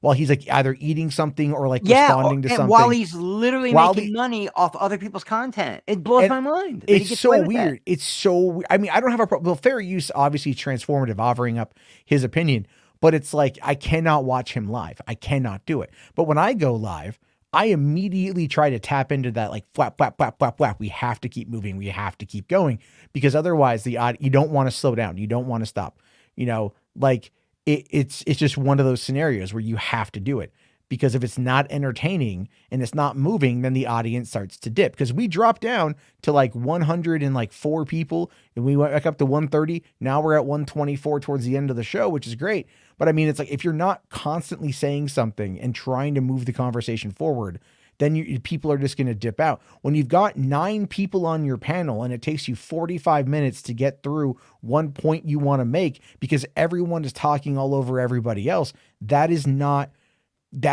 congruent to fostering a decent audience and having a conversation. RJ, it's not, I mean, I'll name drop, you know, I will, because I just don't give a fuck. But like, this is the chat saying this. Rational put those names in there. We didn't. We're not name dropping. Other people are bringing up the Max stuff. You guys are the ones bringing that shit up, not me and Matt. I'm just saying, if he would just lower it to a fewer people, and he would just like cut out, you know, definitely cut out Tony, like keep Tony on one day a week, okay, fine. But it's like Tony, you know what? Because that's one name I will drop, Matt. He's a fucking undercover instigator. I'm sorry. He's always contrarian.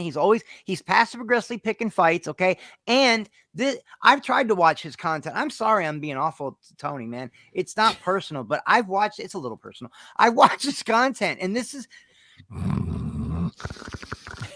he's fucking boring, man. You know what I mean? Like he makes these shorts where it's just like Latino I understand. discount meal, and it's him eating I on the cup. like there are times I like Tony, but there are times again where it's just like, I just feel like he always wants to instigate. That's all, and that's why I dislike him. You know, and that's a big that's a big problem. And so that's my take for Max. Other than that, you know what, they can do what they want. But it's like, you don't need 9 people on a panel. I'm sorry. You don't need 9 people on there. And this new shit lets you have how many? 12. Oh my God. Up to 12. I think you get up to 12. I don't mind 4 people. I think you can have a good conversation with 4 people, preferably having under that, what was it? I just think, again, it's like, it's the way my brain operates is I will do a litany of research before going live. And even then, before I go live, I don't feel like I've done enough research. Well, that's the old side of you. That's the where you that's like the way my brain operates. That just carries with you. Once that's who you are, that's who you are. So yeah, I get that. Because I'm that. I'm OCD like a motherfucker, bro. Like it's bad. Yeah, I mean, I like to be aware, and that actually holds me back personally on other projects, is because I'm like, I want to review a movie. So I've been watching all these. I want to, when I do the audio commentary, I enjoy it, but I want to have something long form and meatier, right? Just a meatier topic to dive on into it. And then I'm like, okay, but like, what news how do I pull from that? How do I get that? How do I get that information? How do I retain that information? How do I script that information? And then that's the thing. And so then I get myself completely worked up over it. And then it's just like, I'll watch somebody and they'll be like, they won't even like attempt to like write a script. They just like, ramble off for 30 minutes and it's like 30,000 views. I'm like, you motherfucker. But you have to realize too, that a big part of it's also the personality, and it takes time to get there. Like I was watching the Retro Nerd Girl. I watched a few more of her reviews because I thought that they're well structured. And then I'm trying to understand her structuring, and she kind of jumps around a little bit, but she, that's her thing. And I'm like, okay, I could, my approach to certain subjects would be a little bit different, but see this is where I have my thing, Chris, is where it's like, I like to have my playbook. I like to have my resources, my references, but then I like to go off the cuff. You know what I mean? Like I like to go off the cuff. I like to just kind of like lay it all out there and then just pull from what I need to, even if it's going in order, but it's just to have that information there and then jump off and be able to kind of like add a little tidbit of information over here. Oh yeah. If I feel something isn't working, you'd be amazed at how many things I'll run through. And I'm just like, I got to cut that. Cause that doesn't, it kind of vibed as I was prepping, but now it's not vibing. I'm just going to cut it to move on from the audience. I'm like that on live streams. Like I do that in real time sometimes. You know what I mean? You do it too. The interaction. Sometimes you're like, okay, people just ain't digging what we're talking about, and move on. You know what I mean? Like, so I think streaming is like the best. Well, maybe not the best long form, but I know exactly what you're saying. I know exactly what you're saying. Okay, I do cut off people. I've cut off Saggy. I've cut off RJ. Everybody has. Everyone. It's like, but it's also kind of like keeping it smaller and everything else versus having a larger panel. That's more or less what I'm talking about. I will criticize Max because I told him after, I felt bad for him when I saw him upset and stuff, because I know, like I've always said Max has a big heart and he's optimistic. But yeah, I've also noticed that like if it's something he disagrees with, he will not let that person talk. You know what I mean? But then if it's someone he does agree with, that agrees with his side of the debate, like he let that Prime guy ramble on for 25 minutes the other night. God, bro. Because he agreed with him. You know what I mean? How do you I can't. I check out. I check, and I don't have anything personal against that guy. I'm sure he's a great kid, but when he starts talking, I check the fuck out, because it always feels like, it actually does feel like a TED Talk. It feels like a lecture. It's always, what you people fail to realize is, what you people fail to realize is, and then he starts talking, and then it's all speculation.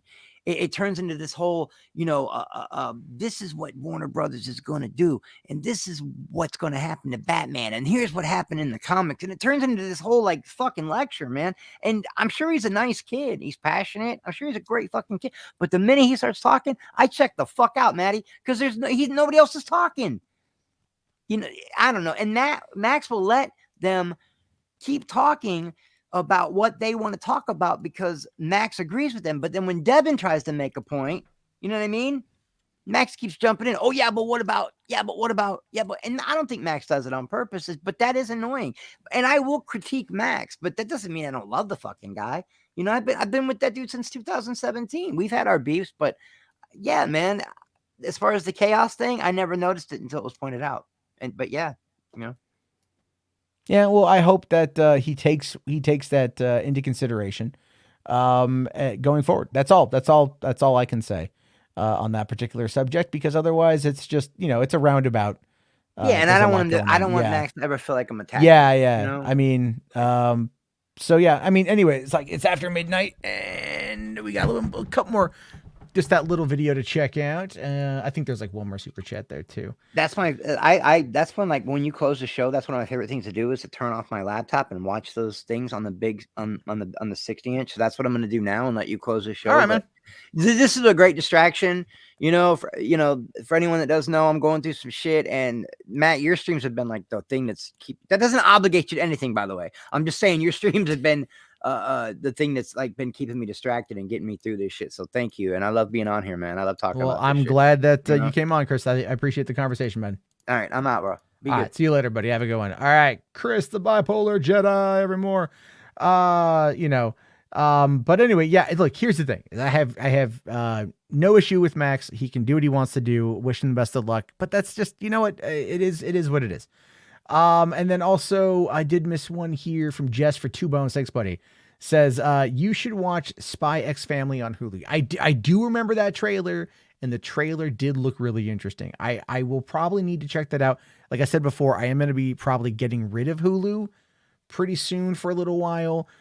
Just because it's kind of like I don't watch a lot of it. I just mostly watch it for like Bob's Burgers, and that's really about it. And then I can just get those in other ways. So, there is that. And then also I need to migrate it into Disney Plus. And that also just raised its goddamn price too, because that's, society we live in is all the fun stuff with that. But all right, guys, here. So this is coming in from Command Unit Arma Reforger official gameplay trailer, only a minute 37, so it's not the end of the world. Arma, realistic, pew pew, bang bang, I'm dead. Gameplay. The gameplay in Arma differs from classic FPS titles.